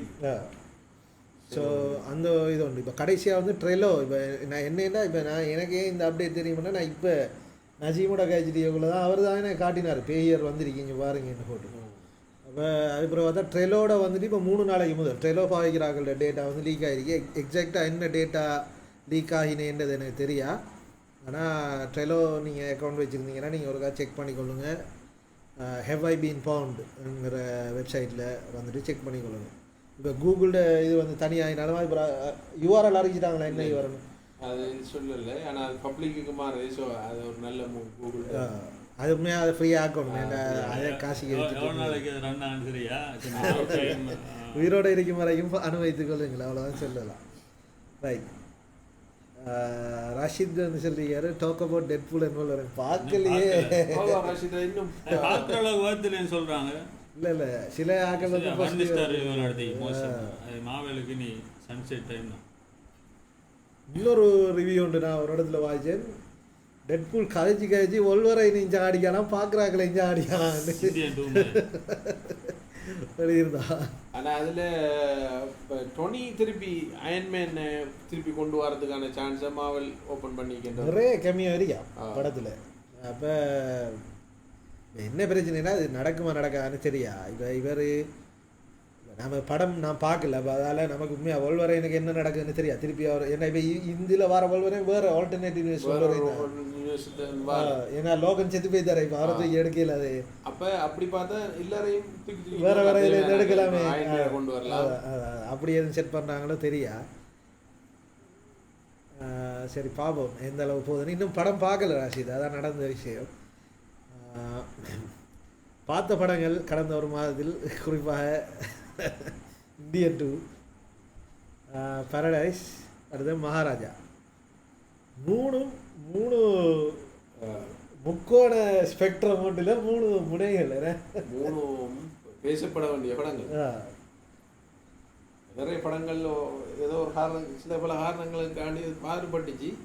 ஆனால் இந்த 3 படங்களும் இந்த சிக்னிஃபிகண்டான இம்பேக்ட் ஏற்படுத்தி நல்ல இம்பேக்டா மோசமான இம்பேக்டாண்டு அதில் காவியம் மண்டா உண்மையாக சங்கர் இந்தியன் 2 தான். எனக்கு முதலாவது இந்தியன் 2 பார்த்தோன்னு தோண்டின என்னன்னா கமலஹாசன் அவர் ஒரு நிறைய புத்தகங்கள் வாசிக்கிற பல சினிமாவுக்கு புதுவிதமான டெக்னாலஜி ஆகட்டும் புதுவிதமான டெக்னிக் ஆகட்டும் இப்படி பல புதுமைகளை அறிமுகப்படுத்தின ஒரு ஒரு சிறந்த ஒரு என்ன சொல்கிற ஒரு படைப்பாளி. அவர்கிட்ட சங்கர் போய் எப்படி இந்த கதையை சொல்லி அந்த ஆளை கன்வின்ஸ் பண்ணிப்பான்னு நீங்கள் நினைக்கிறீங்க? நான் நினைக்கிறேன் உண்மையாக இப்போ கமலும் இனி ஒரு ரிட்டையர்ட் டைம் தானே. கமலுக்கும் இனி அந்த கமல்ற அந்த ஆக்ஷன் இந்த டைம் எல்லாம் முடிஞ்சு கமலுக்கு இடையில கருத்தெல்லாம் சொல்கிறதானே. இப்போ நான் ஒரு இந்தியன் நான் கருத்து சொல்லுவேன் அந்த இதுலேயும் வந்து எனக்கு சொல்வதற்கு தகுதி இருக்கேன்னு இன்னும் ஒரு அவர் பிக் பாஸே இதை வச்சு தான் ஓட்டுறேன். அப்போ நான் இப்போ விடத்த கொஞ்சம் இந்த படத்தில் நாம் கொஞ்சம் கருத்து சொல்ல தான் போகணும். ஏன்னா இது இந்தியன் படம் வந்து கமல் வலிக்கிட்டு இருக்கலாமோன்னு எனக்கு ஒரு தோணுனது. ஆனாலும் அது கொஞ்சம் ஓவராக கருத்து சொல்ல. இப்போ எல்லாத்துக்கும் இப்போ ஒரு கொலைக்கு போய் நின்றுட்டு ஒருத்தன் அப்படி லெக்சர் பண்ணி கொள்கிறேன் வர விஷயத்த லெக்சர் பண்ணி கொள்ளலாம். இந்த படத்தில் தான் ஃபுல் விளக்கம் ஒன்று இருக்கு எல்லாத்துக்கும். அது அந்நியன்ல இருந்து தொடங்கின அந்த கும்பி வங்கபாங்குபியும் அந்நியன் வந்து அந்த டைமுக்கு ஓகே. அந்நியன் கிட்டத்தட்ட 20 இயர்ஸுக்கு முதல் உள்ளது. அந்நியன் அந்த டைமுக்கு ஓகே. அடுத்தது இப்போ அது ஒரு என்ன சொல்கிறேன் அது ஒரு வே ஆஃப் கில்லிங் தானே ஒரு மெத்தட். இதில் என்ன இருக்கு இதுல அவரை ஏன் குதிரை ஆக்கணும் ஒரு ஆளு ஏன் பெண்ணை தன்மை உள்ள ஆளை ஆக்கணும் அதுக்கு என்ன ரீசன் ஒரு இப்போ அது இன்னொரு பிரச்சனை என்னடா. இப்போ நமக்கு இந்தியன் கேரக்டரை நாம் நல்லா ரியலைஸ் பண்ண இந்தியன் ஒன்ல நமக்கு இந்தியன் தாத்தாவை நமக்கு நல்லா தெரியும். அது கடுமையாக பேசிட்டு இருக்கிற இது இல்லை. இப்போ அப்போ அந்த நம்மளோட இன்ஸ்பெக்டராக அவர் போலீஸ் வந்து அரெஸ்ட் பண்ண வந்தோடனேயும் தாராளமாக போயிட்டு வாங்க அதான் நான் வெளியே தந்துட்டேனே கொலையெல்லாம் வந்துக்கிறீங்க நான் வெளியே தந்தேன் இப்படி அந்த அது நீ சுஜாதாட வரிகள் வேற லெவல் இருந்தாலும் அந்த கொள்ளையா பேசிட்டு இருக்கிறல்ல எல்லாம் அந்த நச்சுன்னு முடிஞ்சிடும். இது ஃபுல் எக்ஸ்பீரியன்ஸ் போகுது ஒவ்வொன்றுக்கும். இப்போ எனக்கு இந்த அனுபவத்தில் கேட்டால் நான் சின்ன வயசுலேருந்து கமல் ஃபேன். நான் நிறைய கமல் படம் பார்க்குறேன் 2-3 தரம் பார்க்குறேன். எனக்குமே சங்கருமே எனக்கு ஒரு உயர்ந்த ஒரு இடத்துல இருந்த ஒரு ஆள் தான் எனக்குமே. நான் இப்போ அவர் ஏர்லி டேஸில் வந்து இப்போ இந்தியன் ஜென்டில்மேன் எல்லாமே ஒரு பிரம்மாண்டமான படங்கள் தானே. ஒரு இப்போ என்னடா இந்த ஒரு சோல் ஒன்று இருந்துச்சு அந்த படங்கள்ல இருந்து.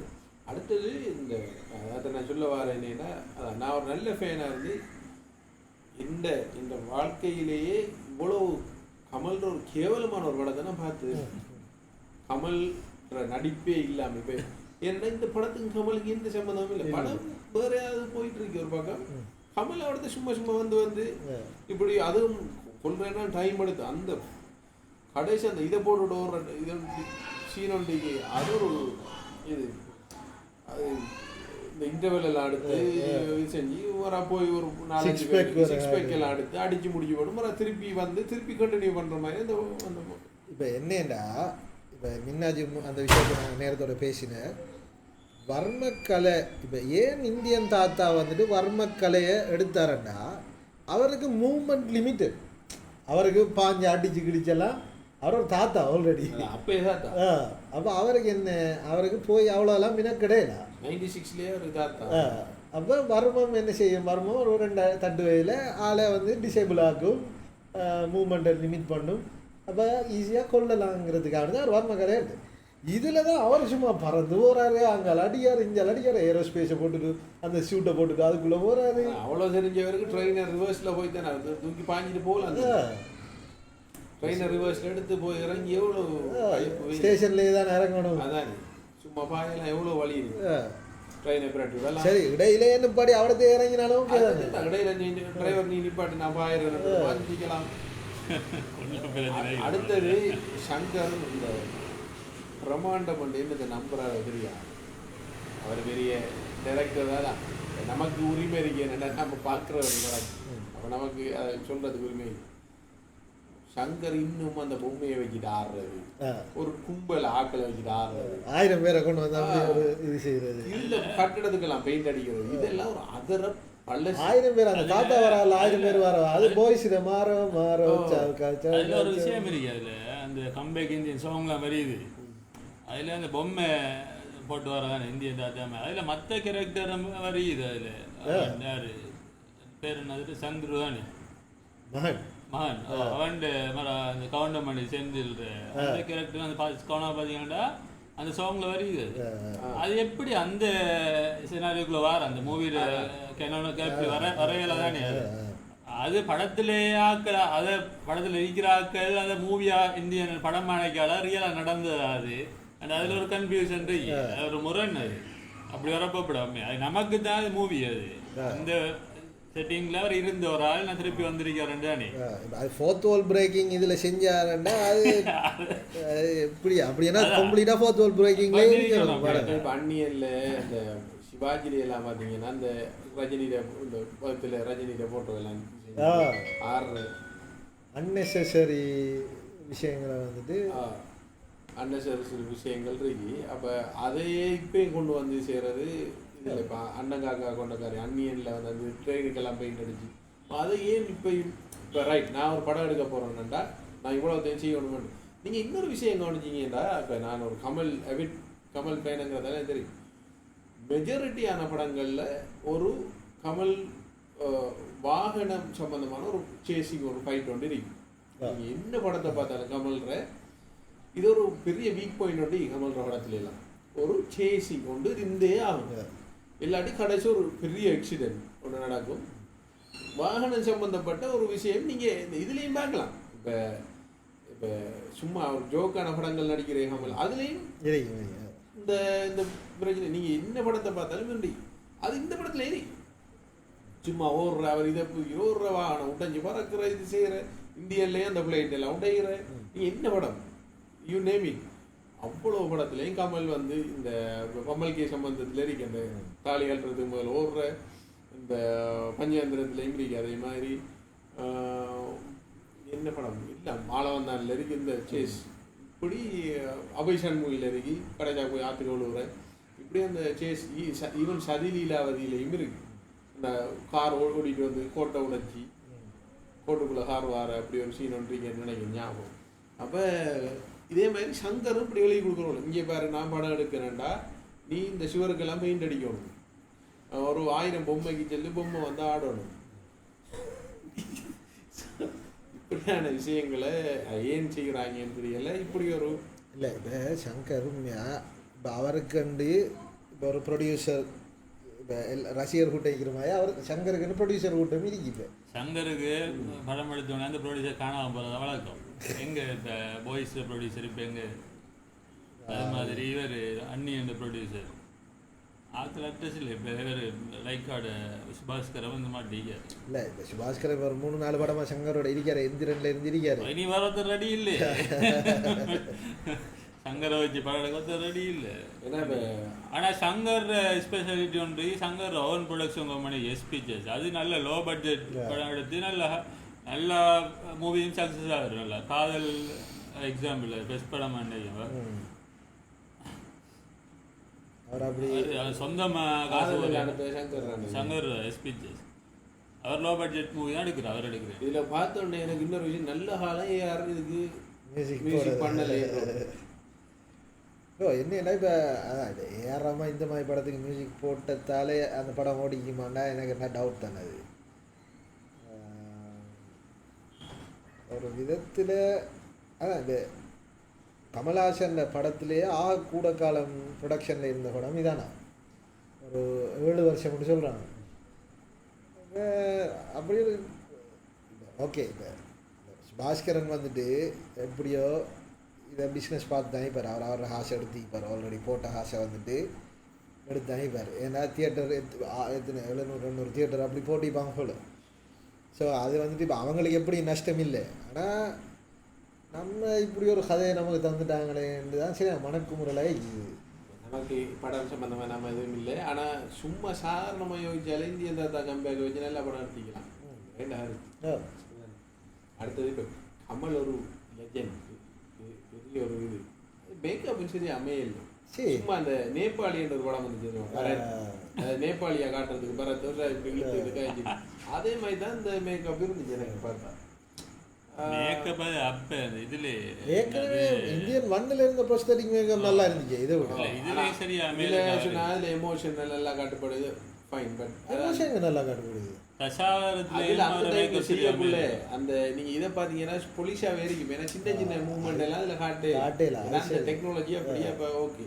இப்ப டெக்னாலஜி கூட எங்கிறதுக்காண்டி ஆனா இப்ப அப்படித்தானே இப்ப பஃப்ட் அப் மூஞ்சா தானே ஏய்க்காது. ஏன்னா கமல் உள்ளுக்கே அதே அதான் இப்ப இருக்கிற மேக்கப் அப்பே மோசம் தசாவதாரம் அதிலே வளைந்து அந்த கேரக்டர் திரிச்சதுல சரியான மோசம். ஃப்ளெச்சர் மேக்கப் எல்லாம் அவ்வளவு நல்லா இல்ல. 10 வரும் மகளுக்கு கமலுக்கு தாத்தா வேஷம் போடாட்டி கமல் தாத்தா தானே இருக்கிற பிரச்சனையும் அது ஒன்று. அதான் அது சரி. அப்ப அது ஒரு ப்ராக்டிக்கலா அது சாத்தியம் இல்லாத ஒரு படத்தை எடுக்க போனதால வந்த பிரச்சனை இது. நான் நினைச்ச உண்மையா எப்படி நினைச்சேன்னா நான் ஓகே கீப் இட் ஆகாம ஓகே டீ வந்திருக்கா மக்களே. ஸோ இப்போ இதில் வந்துட்டு நான் யோசிச்ச உண்மை இந்த படத்தை எப்படின்னா சரி 93 இந்தியன் தாத்தா நடக்குது. இந்தியன் தாத்தா அந்த இந்தியன் நடக்குது. அப்போ ஒரு 5 வருடங்கள் கழித்து அப்படி என்று தான் இந்த படத்தை எடுக்க போகிறாருன்னா நான் உண்மையாக யோசிச்சிருந்தேன். 96 அப்போ ஒரு 2000 2001 அந்த பீரியட்டை வச்சு தான் பீரியட் நடந்து சில வருடங்கள் கழிச்சு எடுத்திருக்கலாம். எடுத்திருந்தா அப்போ அதில் ஒரு ஏஜில் ஆமாம் வெயிட்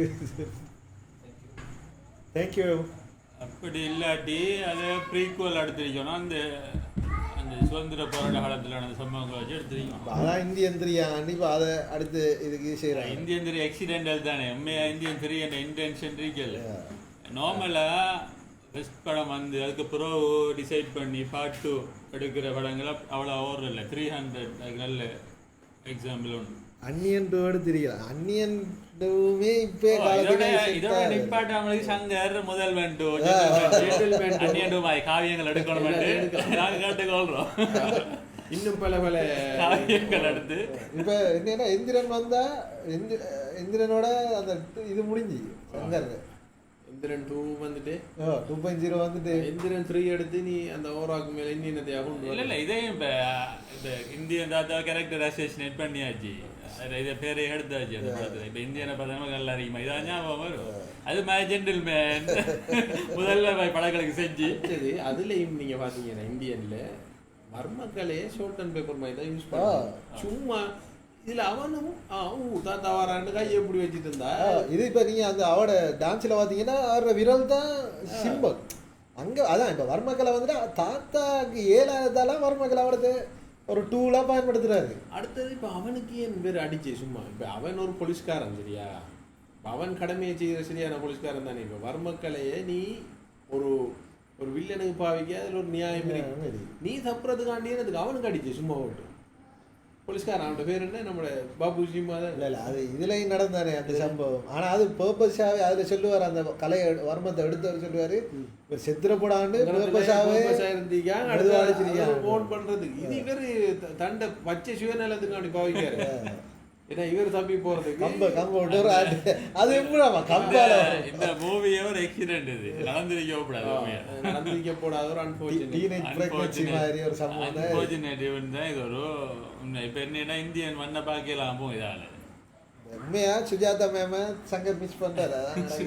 சுஜாதா மேம் கட்டாயம் இருந்திருக்கணும். அவர் திங்க் பண்ணி தான் வச்சிருக்காரு. ஒரு வயசானால எப்படி அவரோட 3-4 மடங்கு பலமுள்ள யங்கானால எதிர்கொள்றேன்டா அவர் இதான் ஒரு ஆப்ஷன். வர்மக்களை சேர்ல வச்சு போட்டு அது சரி ஓகே. அந்த கேள்வி வர்மக்களை எவ்வாறு செய்வது என்று அதுலேயே ஒரு அரை மணி தேலம் வைத்து உண்மையா வர்மக்களை இந்திய டூல் ஆட்டமாய் ஒர்க் பண்ண மாட்டு அப்படி ஆக்கல அப்படி பேரலைஸ் பண்ணல. அப்படி என்ன தான் சும்மா நாம எங்க தடு வர்மக்கள் வடிச்சு கொடுக்குறோம். ஞாபகம் இருக்கு மர்ம தேசம் உண்டு ஒரு வர அதுலயும் வர்மத்தால் அடிக்கிறேன்னு ஒரு கதை உண்டு போனேன். யாருக்கோ வர்மத்தால தாக்குப்பட்டு ஏன்னா வர்மக்களை பகாவம் கொண்டு ஓடு நாங்களும் சில்லறை சிதற விட்டி அப்போ வர்மம் பல இது உண்டு. அதை பத்தி நான் பேச விரும்பல.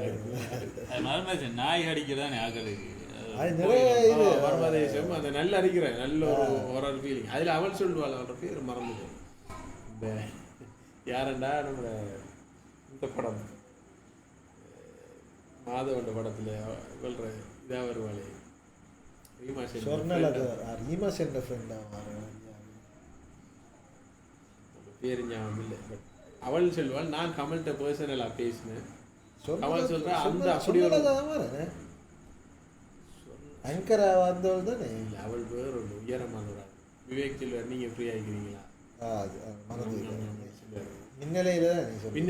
மின்னலையில் வர அவள் சொல்லுவாள் என்னன்னா இப்படி ஒரு இதால் அட்டாக் பண்ணுற அந்த அப்படி ஒரு இதே கமலே சொல்கிறாரு அப்படி ஒரு வர்மமே இல்லை என்னோட நான் கமல்கிட்ட பர்சனலாக சொன்னேன் அந்த இதில் வரும் ஸோ அதெல்லாம் ஒரு பழைய ஞாபகங்கள் பட் அன்பேசியோ மாதிரி ஒரு எப்படி அதானே எவ்வளோ நுணுக்கமான ஒரு எப்படி படம் அது அது அதெல்லாம் ஒரு யூனிவர்சிட்டியில் படிப்பிக்க வேண்டிய விளங்குதா என்ன விளங்குதில்ல அதே மாதிரி ஒரு படத்தை செஞ்சு போட்டு இப்படியான ஒரு படத்தை கமலை வச்சு செஞ்சதே ஒரு பெரிய அநியாயம் ஏன்னா இதுக்கு கமல் ஒரு காரணம் இல்லைன்னா சும்மா அந்த லெக்சர்ஸுக்கெல்லாம் இந்தியாவில் எப்படி செய்யணும் அப்படி செய்யணும் இல்லை சங்கர் சில விஷயங்களை அவர் பர்ஃபெக்டாக எடுத்துகிட்டு இருந்தார் உண்மையாக இப்போ நான் பார்த்தா கடைசியாக எனக்கு சங்கர் நல்லா பிடிச்ச படம்னா பாய்ஸ் தான் ஆனால் பாய்ஸுமே அந்த டைமில் கம்மிங் ஆஃப் ஏஜ் படம் ஒன்றுக்கு இந்தியாவில் வந்துட்டு ஒரு சரியான இது ஒன்று இருக்கல இப்போ இலங்கையில் ஹிட் ஆகின அளவுக்கு கூட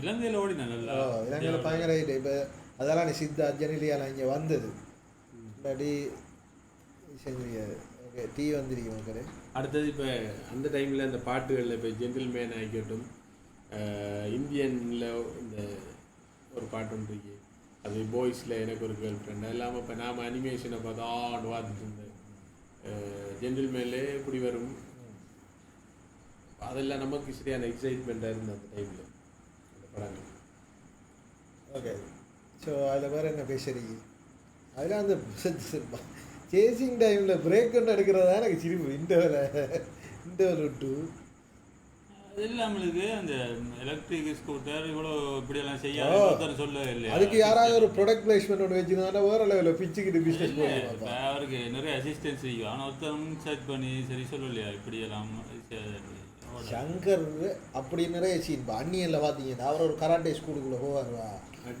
எப்படி பாஞ்சு மேலே எல்லாம் போய் இருப்பாரு யாராவது போவானா மெட்ரிக்ஸை பார்த்து அடிக்கடி அதில் சும்மா அன்னெசரி இடங்கள்ல எல்லாம் சுத்துறேமரா வச்சு சும்மா இப்படி பார்த்துட்டு என்னன்னா ஹாஃப் இது 180 இதில் எடுத்தாங்க பாய்ஸ்ட்டு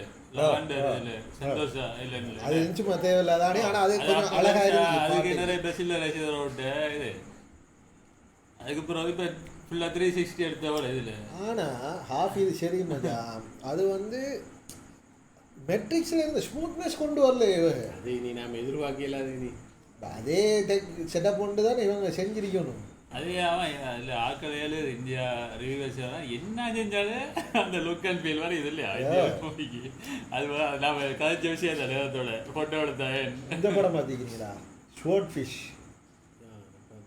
பார்த்து இல்லையா இவன் நம்மளை ஒல்வரைன் அவன் ஒரு ஹேக்கராக நடித்த ஒரு படம் கதை மரண மொக்கை சரியா கதையை விடுங்கிற அதில் ஒரு பம்ப் அடிக்கிற சீன் ஒன்று கிடைச்சா எடுத்து பாருங்கள் மக்களே ஷோர்ட் ஃபிஷ் பம்ப் சீன் அது வெட்டி தெரியுமா எப்படி அந்த அந்த அந்த காலத்தில் நான் எப்படி அது அந்த படம் வந்து ஒரு 15-20 வருஷம் இருக்கும் உண்மையா அப்படியே ஒரு அந்த ஒரு ப்ளொக்கே சுற்றி வரண்டா கேமரா என்ன அந்த பம்ப் அடிக்கிற இன்ஸ்டன்ஸ்னா அப்படியே வரும் பம்ப் கொஞ்சம் கொஞ்சமாக வெடிச்சிட்டு இருக்கி ஃப்ரேம் பை ஃப்ரேமாக சுற்றி என்ன சீன்டா மெட்ரிக்ஸ் நம்மளுக்கு இமேஜின் பண்ண இல்லாமல் தான் நினைக்கிறேன் அந்த இந்த காலத்து 1999 25 வருஷத்துக்கு மேலே இல்லை அந்த பீரியட் தான் 1999 இந்தியன் மூவியில் எவ்வளோ ஆசை கொடுத்தோ கிராஃபிக்ஸுங்க ஒரு பிளாஸ்டிக் ஜன்மேட்ஸ் சேர்க்கு ஜன்மைக்கு அது ஏன்னு விளங்குது இல்லையா இங்கே நம்ம ஃபோட்டோ எடுத்த நல்லா வரையும் இல்லைங்கிற மாதிரி நினைக்கிறேன்.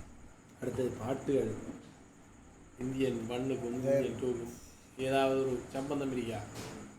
யாரடாப்பா இப்போ 4-5 தாடு ஜிராட்டிச்சிரியே இப்போ என்ன சொல்கிறாங்கன்னா 3 பார்த்து தான் ஃபுல்லாக விளங்குமா மாட்டேன்.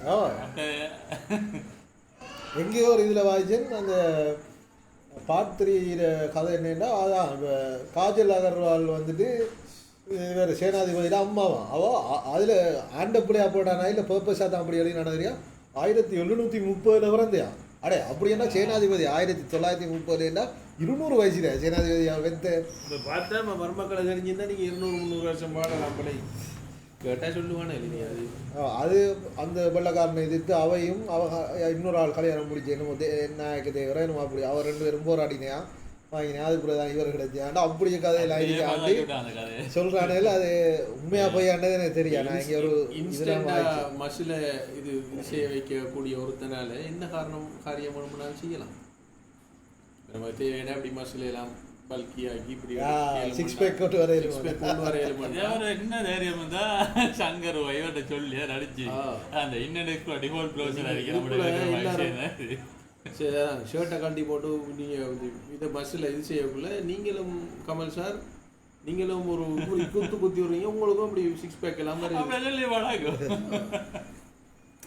இந்த சேனாதிபதிக்கு இப்படி 130 வயசு சாதனம் அடுக்கக்குள்ள நான் இந்த கதையை சொல்ல நினைச்சேன்னா அது எல்லாருக்கும் அந்த படம் பிடிக்காது அது ஒரு லோ பட்ஜெட் படம் உண்டு த மேன் லாஸ்ட் மேன் ஒன்று தான் இல்லை த மேன் ஹூ ஸ்டுட் தி எர்த்தோ நம்ம ஒன்று போட்டு ஒரு படம் பண்ணுறீங்க சரியா அந்த கதை என்னடா அந்த கதை ஒரு 5-6 பேர் இருந்துச்சு உங்களை கழிச்சிட்டு இருக்கிறதா அந்த படம் அது என்னடா அந்த படம் வந்துட்டு பேசிக்காக ஒரு ப்ரொஃபஸர் அவனோட யூனிவர்சிட்டியை விட்டு ட்ரான்ஸ்ஃபர் ஆகி வேறு ஒரு யூனிவர்சிட்டிக்கு போகிறான் அப்போ அவனுக்கு ஹெல்ப் பண்ண அந்த யூனிவர்சிட்டியில் வேலை செஞ்ச மற்ற ப்ரொஃபஸர் மாதிரிலாம் அவன்கிட்ட விட்ட வர அப்போ நடக்கிற கன்வர்சேஷன் தான் அந்த கதை என்னடான்னு பார்த்தா அவன் வந்துட்டு உலகத்தில் தோன்றிய ஆதி மனிதர்களில் ஒரு ஆள் ஏர்லி டேஸ்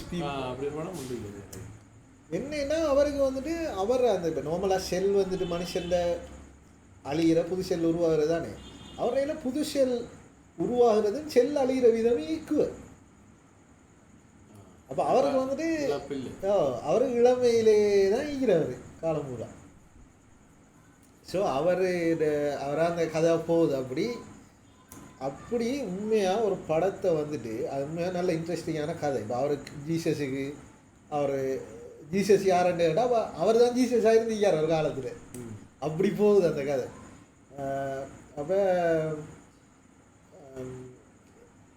சும்மா ஒரு நார்மலாக ஒரு டிஸ்கஷனே ஒரு படத்தை ஒரு இன்ட்ரெஸ்டிங்கான படமாக எடுக்கலாங்கிறதுக்கு அந்த படம் ஒரு உதாரணம் ஆக இப்போ ஒரு பிரம்மாண்டமாக சரி இந்தியன் தான் ஒரு நல்ல மித்திக்கல் ஃபிகர் இப்போ அவர் வந்துட்டு அந்த படத்திலே சொல்லியாச்சு இந்தியனுங்கிறது வந்துட்டு ஒரு கன்செப்ட் இப்போ பேட்மேனாங்கிறது யாரும் பேட்மேன் ஆகலாம் ஆனால் உண்ட குறிக்கோள் சரியாக இருந்தால் சரியன்பா அது மாதிரி இப்போ சீரியல் கில்லர் படங்கள் பார்த்தீங்கன்னா இப்போ சில சீரியல் கில்லர் படங்கள் எப்படின்னா ஒரு சீரியல் கில்லர் இருந்துப்பான் கொஞ்சம் காலமாக ஒரு 20-30 வருஷமாக அவன் ஆக்டிவிட்டி இருக்காது அப்படி நல்ல ஃபேமஸான படம் இருக்கி அதுக்கப்புறம் தான் அதே கொள்ள தொடரும் பார்த்தா அதை இன்ஸ்பயர் ஆகி வேறு ஸ்டார்ட் பண்ணி கொண்டு போவான் அப்படி ஒரு இன்ட்ரெஸ்டிங்கான டாபிக் ஒன்று எடுத்துக்கலாம் அடுத்தா இப்போ பழைய ஆக்களோ ஒருவேளை இந்தியன் தான் திருப்பி வந்துட்டாரோ அவர் வாரத்துக்கு வாய்ப்பு இல்லையா அவர் தான் செத்திரிக்கணுமே அப்படி கொண்டு போயிருக்கலாம் அப்படியே ஒரு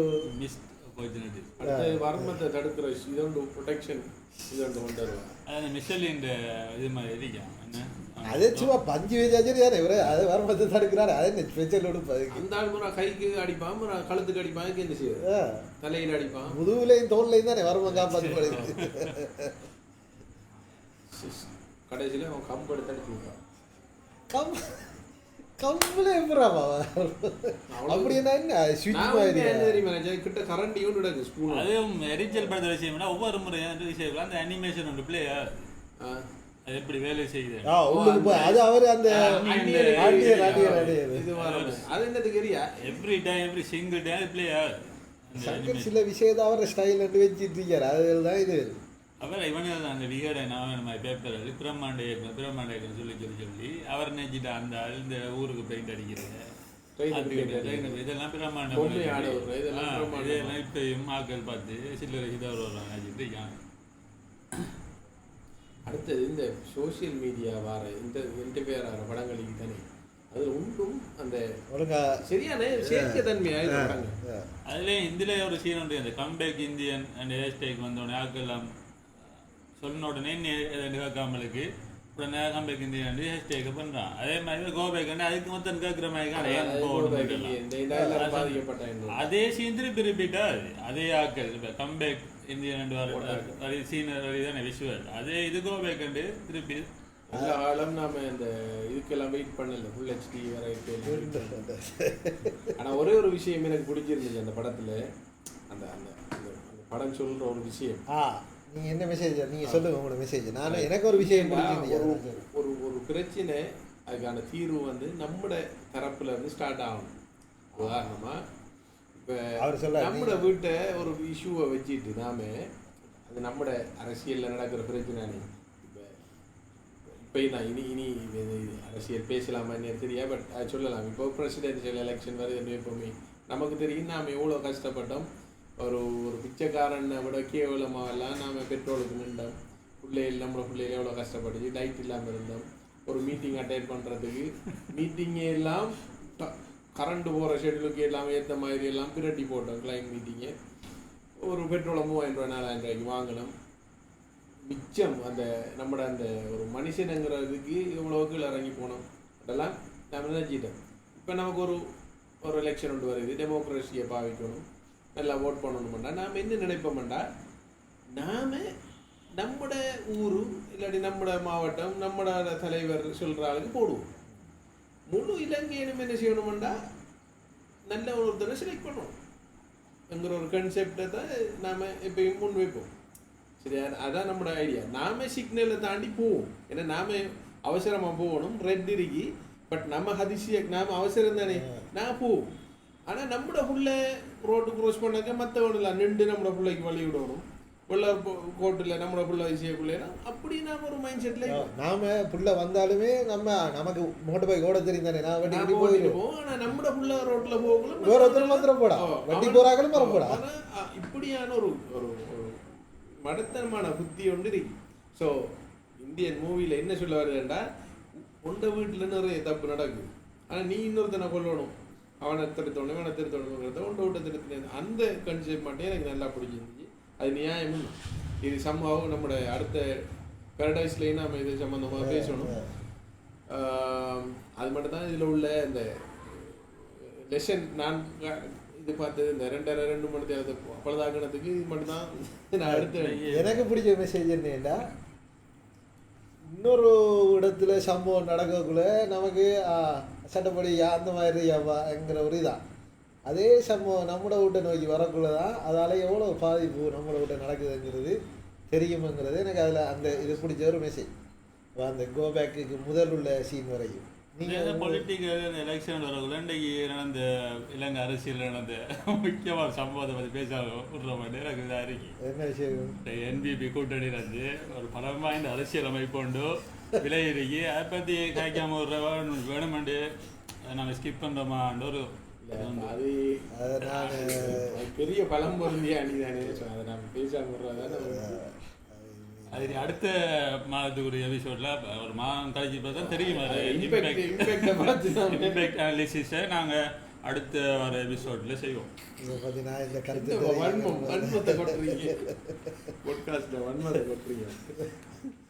அரசியல் கோட் போறேன்னு சொல்லக்குள்ள அதை காய்க்காம ஒரு நஞ்சுக்கு நீதி அறிக்கையோடும் நஞ்சுக்கு நீதியாத்தான் இருக்கணும். அடுத்தது இப்போ அது இன்றைக்கு ஒரு பெரிய சம்பவம் கிளவுட் ஸ்ட்ரைக். இந்த கிளவுட் ஸ்ட்ரைக் சம்பவம் தான் இலங்கையை குறைஞ்சபட்சம் 85 மில்லியன் பேர் பாதிக்கப்படுற சம்பவம். அது தனியாக பேசுவேன். நான் இந்த கருத்து இதை பற்றி தெரிவிக்கிறேன். இந்த ஸ்டான்ஸை வந்து நான் தெரிவித்து கொள்கிறேன். ரைட். அடுத்த சப்ஜெக்ட் வந்துட்டு பரடைஸ். ஸோ பரடைஸ் ஒரு மலையாள படமா, தமிழ் படமா, சிங்கள படமா, ஆங்கில படமாங்கிறதுல நிறைய இது இருந்தாலும் அது ஒரு நடிகர்கள் வந்துட்டு மலையாளிங்கிறதால அது ஒரு மலையாள படம் அறியப்பட்டிருக்கு. ஆனால் டிரெக்டர் வந்து நம்மடால் பிரசன்ன விதானகே வந்துட்டு சிங்கள இல்லை உலக சினிமாவிலே ஒரு தவிர்க்க முடியாத ஒரு டிரெக்டர். அவர் வந்துட்டு நான் அவர் எல்லா படமும் பார்த்தில்லை, பட் நான் பார்த்த ஃபர்ஸ்ட் படம் வந்துட்டு இந்த படத்தில் பேர் என்னடாப்பா பேர் மறந்து இரமதியம்.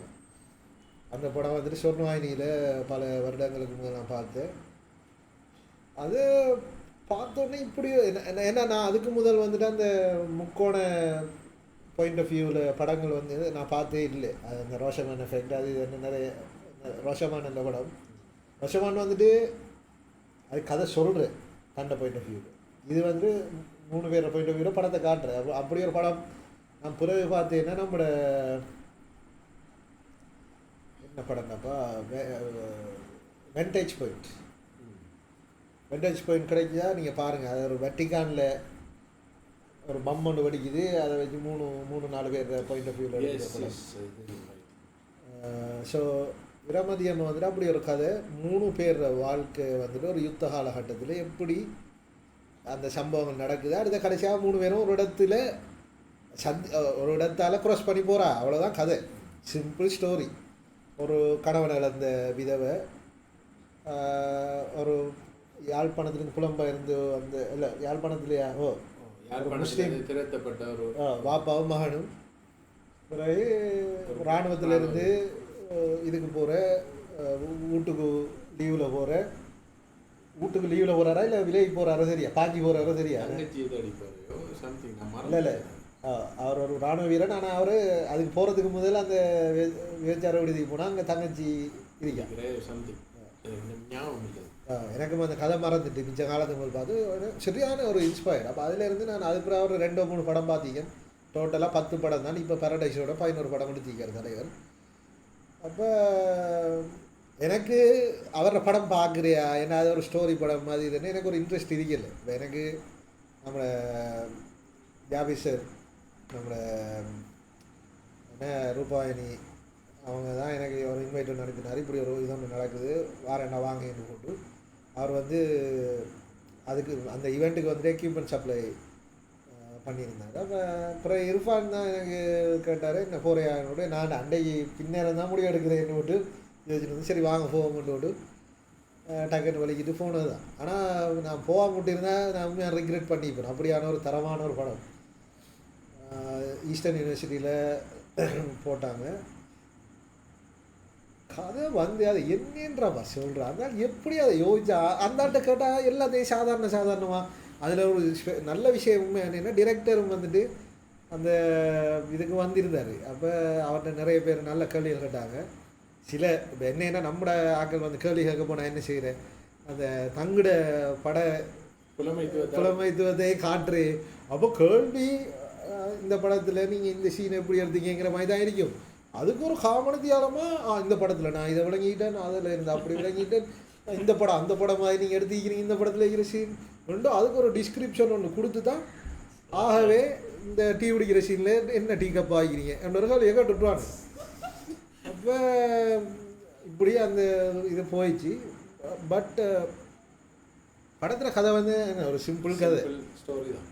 வேறு இப்போ நம்மளோட பெட்ரோல் பிரச்சனை இந்த பலாயெல்லாம் நடந்துகிட்டு இருக்கக்குள்ள செட்டியாக ஆட்சி கவுக்கப்படுறதுக்கு ஒரு 2-3 நாளைக்கு முதல் என்ன வந்து ஒரு கேரளா கப்பல் வந்துட்டு ஒரு 5வது அனிவர்சரிக்கு நாட்டுக்கு படம் ஹெச்டி வந்துட்டு நினைக்கிறேன் நான் சரியா பார்த்துக்கணுங்க. நாட்டுக்கு வராங்க.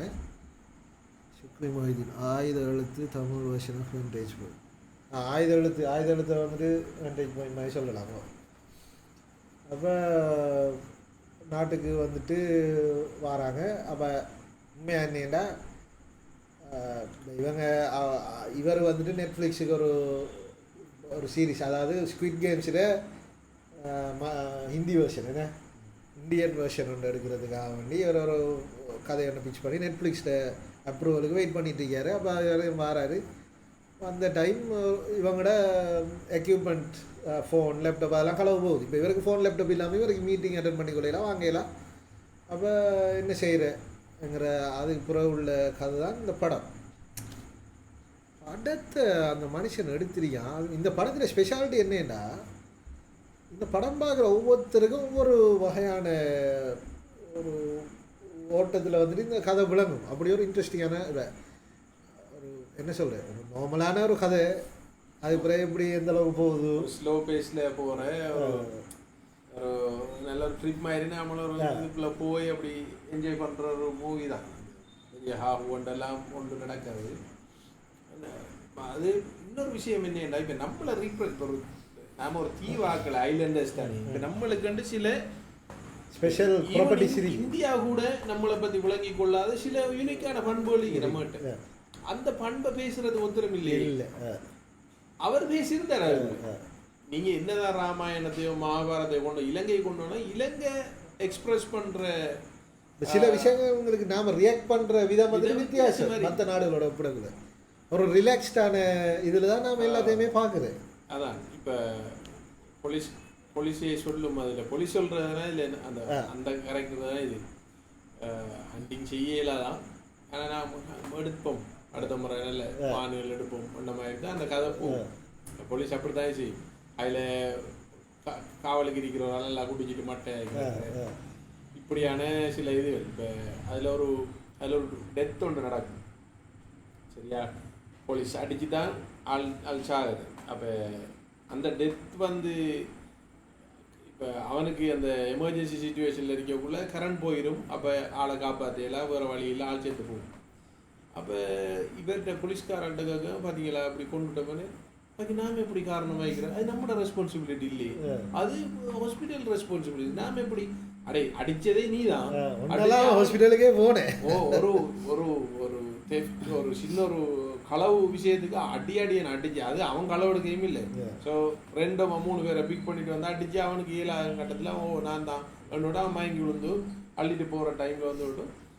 அப்போ இலங்கையில் இருக்கிறாக்கள்ற அந்த அவர் பிரசன்ன விதானக்கு அவர்கிட்ட சொல்ல போய் நான் இந்த இதையும் நான் இதில் டார்கெட் பண்ணலை அப்படி இப்படின்னு சொல்லுவார். ஆனால் அது டிபிக்கல் ஸ்ரீலங்கண்ட அந்த பொறுப்பாகாமை ஒரு விதம். நீங்கள் எல்லா இடத்தையுமே அதை பார்த்துருப்பீங்க. நீங்கள் ஒரு இதுக்கு போனீங்கன்னா, ஒரு கவர்மெண்ட் ஆஃபீஸுக்கு நீங்கள் வேலை முடிக்க போனீங்கன்னாலே அவள் வரல, இதுக்கு ரெஸ்பான்சிபிளான ஆள் வரல, நாளைக்கு வாங்க ரெண்டு அந்த ஒரு இதை வந்துட்டு தட்டி கழிச்சு அலக்கழிக்கிற டிஸ்க்ளைமர் காரணம் இல்லை. இப்போ உதாரணமா நாங்கள் அதான் இப்போ இலங்கையில் நடந்த இவ்வளவு இதுக்கு நாம் என்ன நினைப்போம், நாம் எப்படி காரணமாக்கிறோம், நாங்கள் சிறுபான்மையினர் நாங்கள். அப்போ இப்போ அடுத்த எலெக்ஷனில் பார்த்தவங்களும் நாங்கள் ஒரு மோசமான ஆளை தான் தெரிவு செஞ்சிருப்போம், அதுக்கு நாம ஓட் போட்டிப்போம். ஆனால் கேட்டால் நம்மளால அவர் எடுவாள் பெரிய மெஜாரிட்டி ஆக்கள் போட்டு தானே வந்து அடுத்த இன்னொரு கருத்து சொல்லுவா என்னன்னா, இப்போ நாம தீர்மானிக்கிறோம் இல்லையா, அது நான் போடுறதால போராதால வரல. அடுத்தது இப்போ அவன் வெல்ல மாட்டான்னு தெரியும், அவனுக்கு போட்டு என்ன செய்ய வெல்ல மாட்டான். போன முறை ஒரு தீர்மானிச்சு தீர்மானிக்கிறேன்னு சொன்னேன், அது தீர்மானிப்படாதுன்னு நமக்கு தெரியும்.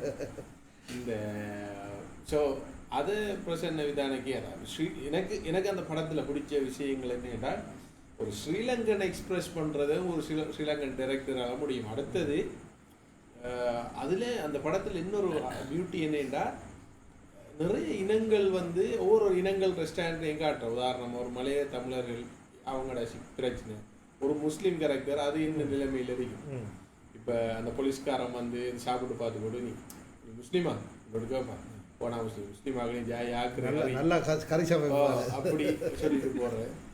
அடுத்தது ஒரு கிறிஸ்டியன், அவர் எப்படி அந்த இதில் இது செய்வார், சிங்களாக்கள் எப்படி இருப்பாங்கன்னு அந்த ஒரு டைவர்ஸாக இலங்கையில் இருக்கிற சொல்லப்பட வேண்டியதுதான். இப்போ அது இப்போ எந்த அளவுக்கு இந்தியன்ஸ் அல்லது மலையாளிஸுக்கு அந்த இது அவங்க எப்படி அதை அண்டர்ஸ்டாண்ட், நமக்கு அது நல்லா இப்போ இது நல்ல நேட்டிவ், நம்ம ஒரு நேட்டிவ் லாங்குவேஜ் மாதிரி நாம் அதை அடுத்து அந்த இலங்கையை காட்டின விதமே சரியான அழகு. அந்த பிரச்சனைக்குள்ளேயுமே அந்த மலையாள போகிற ரோடு இதெல்லாம் நான் அதுக்காண்டி தான் பிக் ஸ்க்ரீனில் பார்க்கணும்.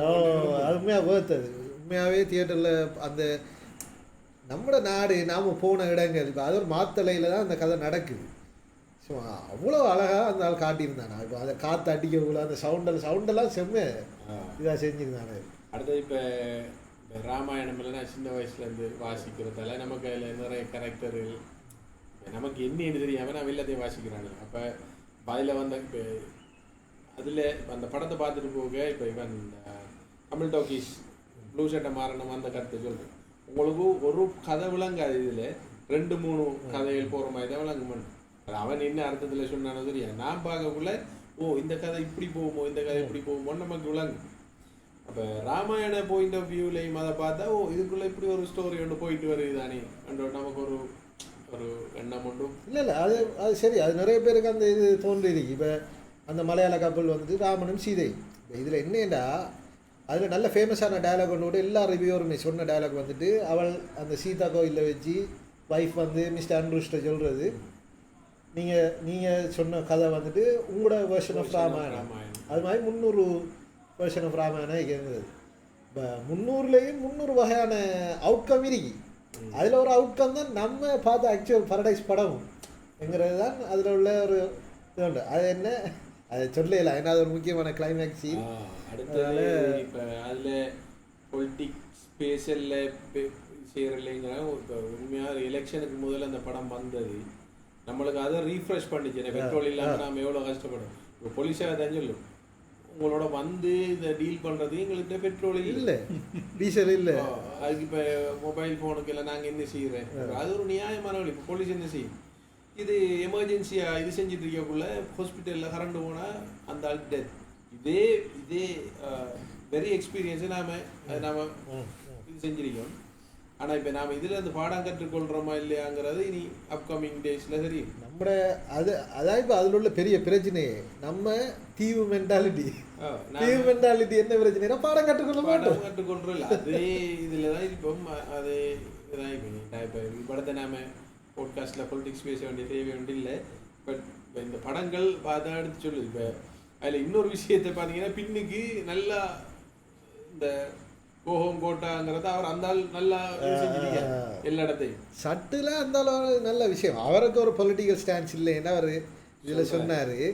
ஆனால் தெரியா, ஏன்னா அவர் அந்த கதையை பின்னி இருக்கிற விதத்தை பார்த்தாலே நமக்கு உண்மையாக ஒரு அதில் சொல்லப்பட்ட விஷயங்கள், அந்த சர்ஜரி டைமில் வந்துட்டு கரண்ட் போடுறது, அது இது அப்படியே கட்டாயம் இந்த சமூகத்தில் இந்த நாட்டில் மொத்தம் ஒரு ஆள் இருக்கும்.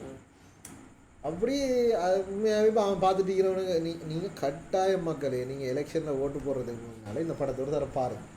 ஏன்னா கட்டாயம் ஒரு ஏண்டா இப்போ அதில் வந்துட்டு அந்த அந்த படமாக்கிற விதமே ஒரு அழகு தானே. இப்போ இவர் வந்துட்டு ஹீரோ வந்துட்டு ஒரு செல்ஃப் சென்டர்ட் மேன். அவர் எப்பயுமே அவரை பற்றி யோசிக்கிறோரா. அப்போ அவர் அந்த இதில் வந்துட்டு இருக்கக்குள்ளே சைட்லேலாம் ஆர்ப்பாட்டம் நடக்குது, வாங்குது, எல்லாம் செய்து இப்போ காருக்குள்ளேயே எடுத்துகிட்ருமா. இவருக்கு ஒரு சத்தமும் தெரியும். இவர் அவரை ஃபோனில் இருப்பார், மீட்டிங் கால் கழிச்சிட்டு இருப்பார். அந்த கதவை திறந்துட்டு போகக்குள்ள மட்டும் அந்த ஆர்ப்பாட்ட சத்தம் காருக்குள்ளே வந்துட்டு திருப்பி கதவை மூடினோடனே இல்லாமல் போய்த்துருக்கு. ஹாஸ்பிட்டலில் இருக்கக்குள்ள இவர் வரக்குள்ள ஒரு அம்மா காப்பாற்றுங்க. அப்போ இவர் வந்து விட அங்கே போக மாட்டேன் அவள் சொல்ல பார்த்துட்டு அடிப்பட்ட போடிங்கன்னு இல்லை நான் அவர் மாறிட்டு போய்த்துருவேன். ஸோ அந்த கேரக்டர் வந்து அதில் இதுக்குள்ளேயே நிற்கும். ஸோ எனக்கு உண்மையாக நீங்கள் இப்போ ராமன் சீதை நினைக்கிறேன், எனக்கு அது ராவணன் சீதைங்கிற மாதிரி தான். இந்த இவர் ராவணன், ஆனால் சீதை ராவணன், சீதை ராவணன் தான் கப்பலுங்கிற மாதிரி தான் எனக்கு எந்த தோட்டம் அது அப்படி தோட்டு வரும். ஏன்னா அது இன்னொரு வருஷன் இருக்கலாம், அது இன்னொன்னும். அடுத்த அந்த மான் அவளை கூட்டிகிட்டு போகும் தெரியுமா, அது சரியா இந்த ராமாயணத்தில் வர ஸ்டோரி அந்த மாரீசன். அப்போ அந்த கேள்வியை நான் வந்துட்டு நான் அவர்கிட்ட கேட்கணும் நினைச்சிட்டு சித்தியாக எனக்கு இப்போ நான் எழும்போன்னு நினைக்கிற டைமில் முன்னுக்கு ஒரு ஆள் அதே கேள்வியை கேட்டுட்டார். ஒரு அரை மணி தியாலமாக பேசி கேட்டார் அவர். அதில் அவன் இந்த மானை வச்சு நீங்கள் என்ன சொல்ல வாரீங்கன்னு அவர் சொன்ன, அவர் அதுக்கு பதில் சொல்லலை. இப்போ அவரோட ஸ்டேஜில் மற்றவர் உபாலியா அவர் பேர் அவரும் இருந்தார், இன்னொரு ஆள் இருந்தார். அவர் சொன்னார், அவர் வந்துட்டு ஹீரோயின்ட்டு இந்த கேள்வியை கேட்ட டைமில் ஹீரோயின் சொல்லியா ஹோப், ஏன்னா நம்பிக்கை, சீதையை வந்துட்டு நம்பிக்கை. அதாவது என்ன அது வந்துட்டு அந்த மானை ஃபர்ஸ்ட் சீன் அந்த அந்த ரிசார்ட்டுக்கு வந்துட்டு அந்த மானதை வேட்டையாடுறதுக்கு போனேன். ஆனால் ஹீரோயின் அதை தடுத்து இல்லை அவ்வளோ அழகான மானை வந்துட்டு நம்ம சுடப்போடா அந்த மாதிரி மானைனா மறையை விட்டுருவாங்க. அப்போ அதுக்கு பிறகு அந்த அவட லைனில் 2-3 தரம் வந்து போகும். அவதாரில் ஒரு சீன் ஒன்று வரும் தெரியுமா, ஃபர்ஸ்ட் அவதாரில் அவள் ஃபர்ஸ்ட்டுக்கு வேற கண்டோன்னையோ அம்படுத்து கொல்ல தான் பார்ப்பாள் ஹீரோவை. அந்த இதொன்று பறந்து வந்து நாம் என்ன சொல்கிறது, நம்ம குறிஞ்சி பூ தானே, அதோடு பறந்தா அவள் அம்பில் நிற்கும்.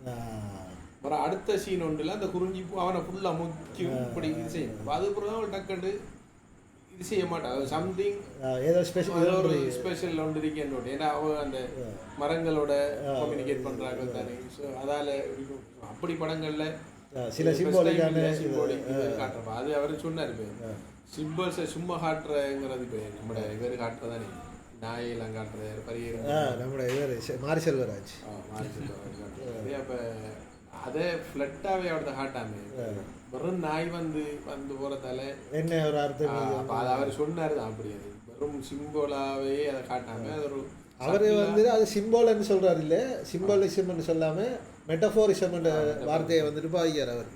அப்போ அது வந்துட்டு ஒவ்வொருத்தருக்கும் ஒவ்வொரு விதமான அர்த்தத்தை நீங்கள் எடுத்துக்கொள்ளலாம். உங்களுக்கு என்ன தோணுதோ அதான் சரியான அர்த்தம் நீங்கள் நினச்சிக்கொள்ளுங்க.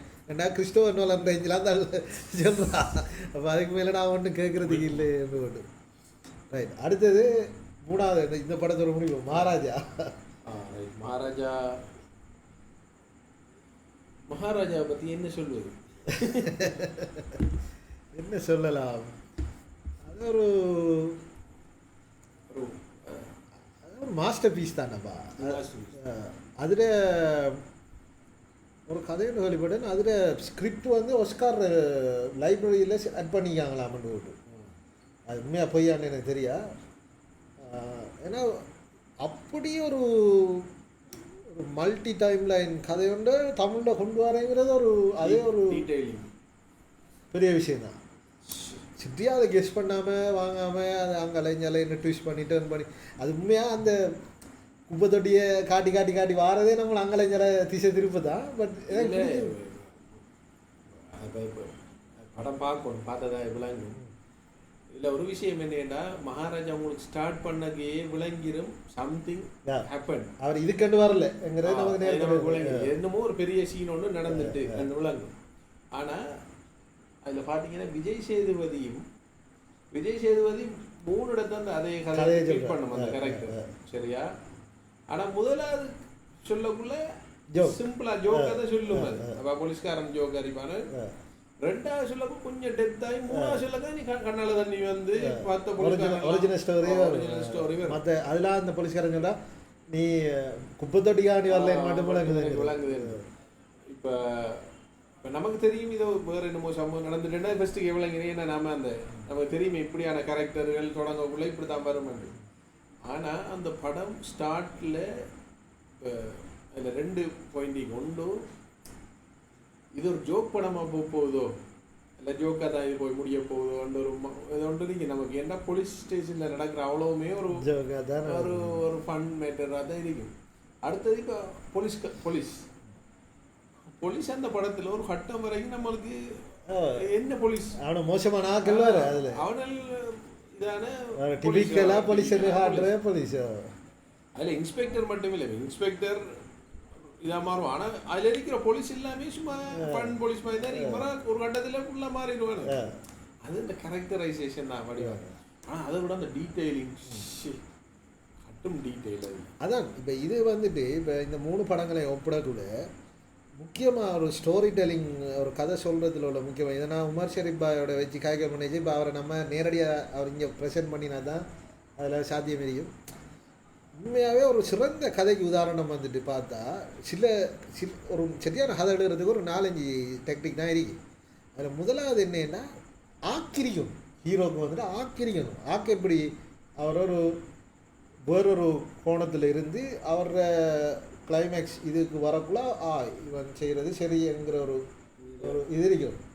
அடுத்தது வில்லனும் வந்துட்டு எப்படின்னா கிட்டத்தட்ட ஒரே மாதிரியான ஒரு விஷயத்தை பண்ணணும் வில்லன் ஹீரோவும். ஆனால் அவங்க 2 அச்சீவ் பண்ணுற இது வந்துட்டு வித்தியாசமாக இருக்கும். இவர் நல்ல வழியில் அச்சீவ் பண்ணோட ஒரு மோசமான வழியில் அப்படி தான் பெரும்பாலான கதைகள். இப்போ இந்த பர்டிகுலர் கதைக்கு வந்துட்டு அதை செய்யலாம்.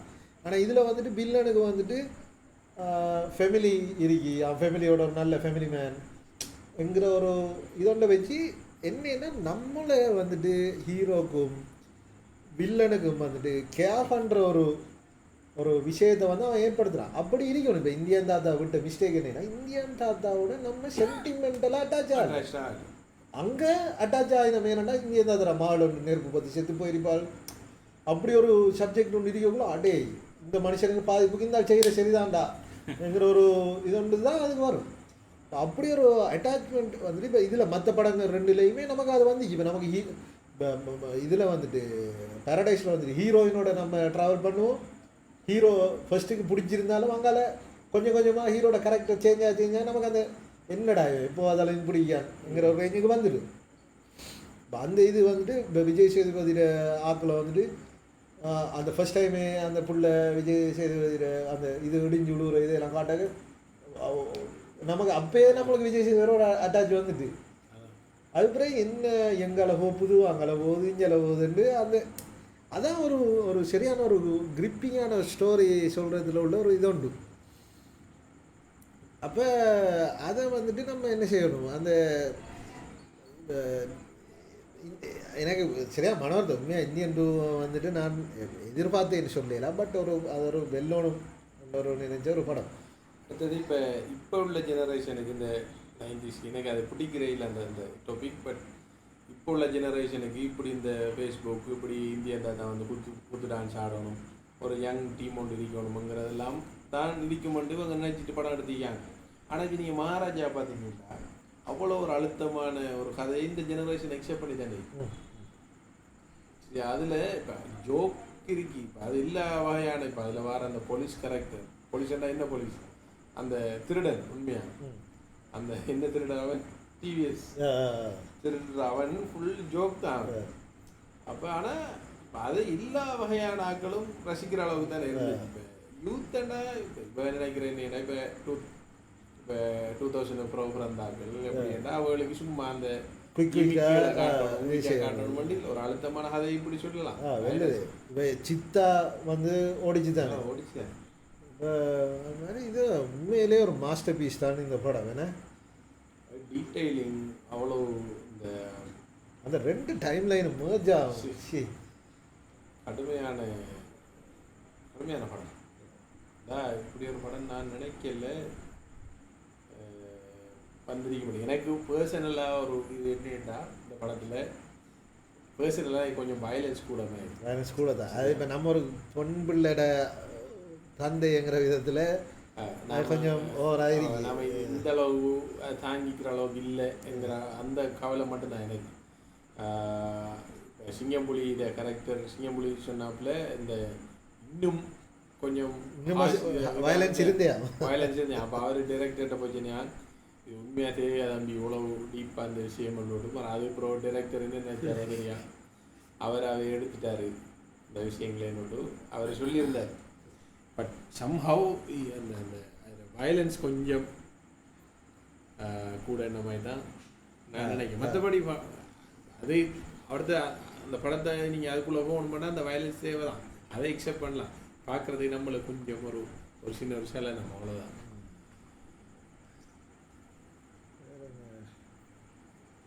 ஹவுஸ் ஆஃப் ட்ராகன் இன்னும் பார்க்கலடாப்பா, டவுன்லோட் பண்ணி இந்த மாதிரி கிடக்கு இன்னும் பார்க்கல.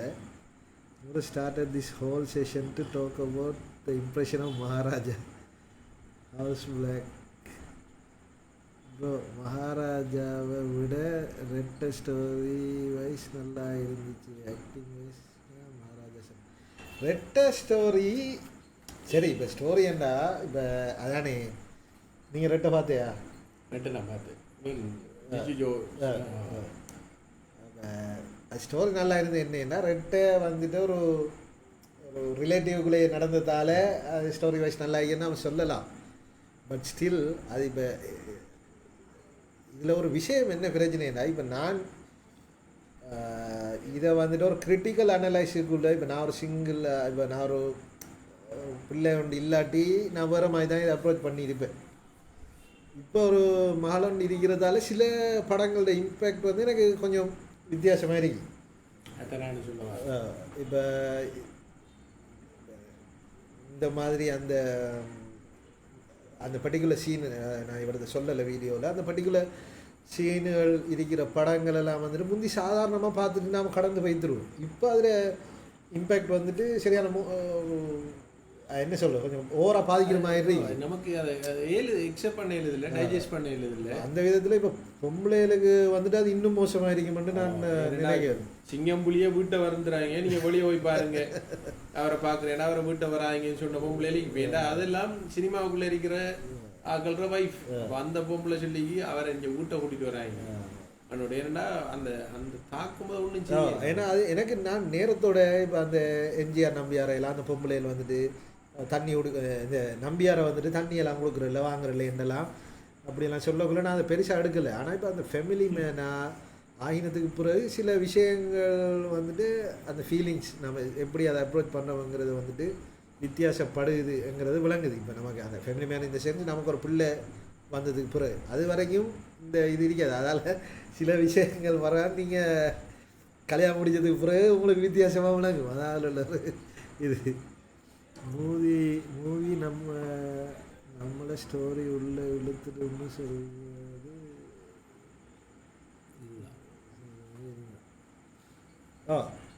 ரெட்டை நான் மோசமான எனக்கு ரெட்டை பிடிச்ச படம். நான் அதை மோசமான இதுன்னு சொல்லலை. ரெட்டை வந்து டிஃப்ரென்ஷியேட் பண்ணி பார்த்தா ரெட்டை வந்துட்டு குடும்பத்துக்குள்ளே நடக்கிறது, இது வந்துட்டு அங்கே இது செய்கிறது. ஸோ ரெண்டுமே ஒரு நல்ல இம்பேக்ட்ஃபுல்லான படம். இப்போ அதில் ரெண்டுலேயுமே சரியான நீதி கிடைக்குது ரெண்டு இதுக்கும். நான் வயலன்ஸை பற்றி நான் அவட தாய்ங்க இருக்கேன். நான் அந்த கனிபல் ஹோலோகாஸ்ட் ஏதோ ஒரு படத்தை பற்றி நான் பேசிட்டு இருந்தேன். அதில் இல்லாத வயலன்ஸே இல்லை. இந்த கழுத்தை வெட்டி தலையை வெட்டி தொங்க போடுற அந்த அளவுக்கு வயலன்ஸ் எல்லாம் சும்மா சாதாரணமாக பண்ணிட்டு பார்த்து சாப்பிட்டு பார்த்து அந்த காலம் இருக்கு. இப்போ இந்த வயலன்ஸ் நம்மளால பார்க்கல இல்லை. ஏன்னா அது இத்தனையும் சம்மாவும் ஓப்பனாக காட்டையும் இல்லை அவ்வளோ இதாக இதுக்கு தெரியாது. கனிபல் பார்ட் 1 பார்ட் 2 பேண்ட் அது எனக்கு ரெக்கமெண்ட் பண்ணி நீ பாருன்னு சொன்னதே அது ஒரு சிக்கலான கேரக்டர் ஒன்று தான்.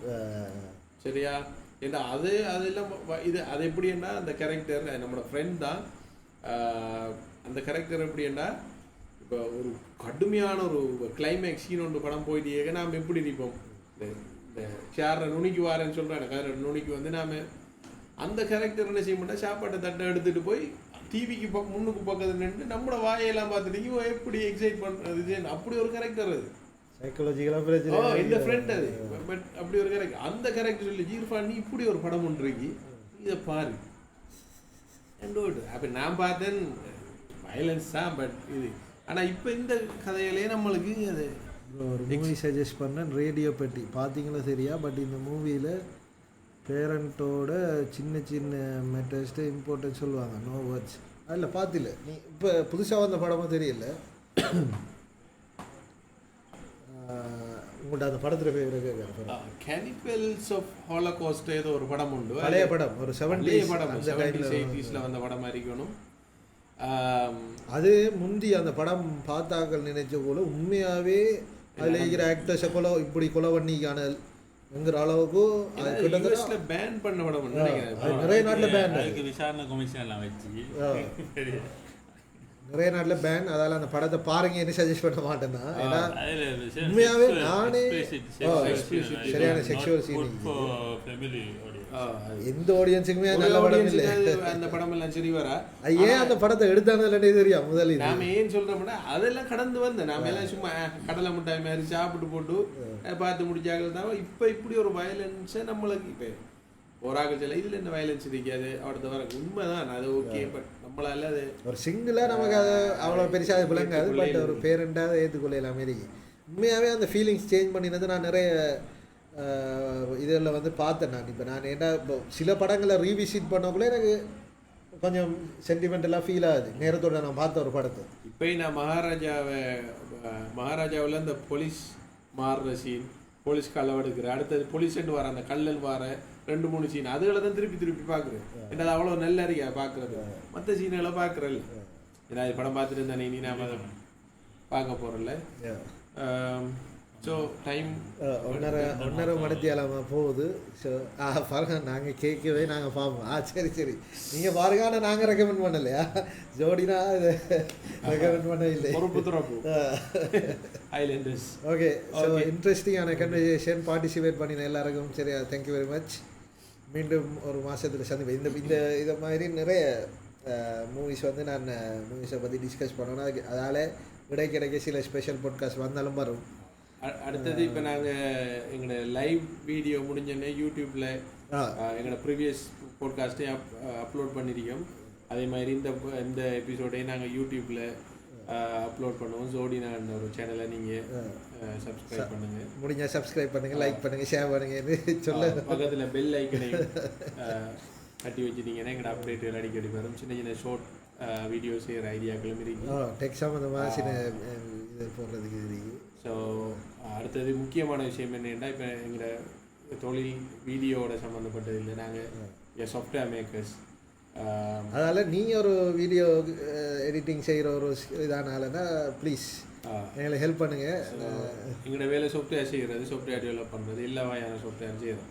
ஸோ வெப்சைட்லேருந்து சிறிய பெரிய நடுத்தர வியாபார சகல இதுகளுக்கும் தரமான நாவுக்கு சுவையான சாஃப்ட்வேர்கள் செய்கிறோம். ஸோ அரசு அங்கீகாரம் பெற்ற சாஃப்ட்வேர் செய்கிறோம். அப்போ உங்களோட ஃப்ரெண்ட்ஸுகளுக்கு ரெக்கமெண்ட் பண்ணுங்கள். ஸோ அவங்களோட பிஸ்னஸ் இம்ப்ரூவ் பண்ணுறதுக்கு நாங்கள் ஹெல்ப் பண்ணுவோம்.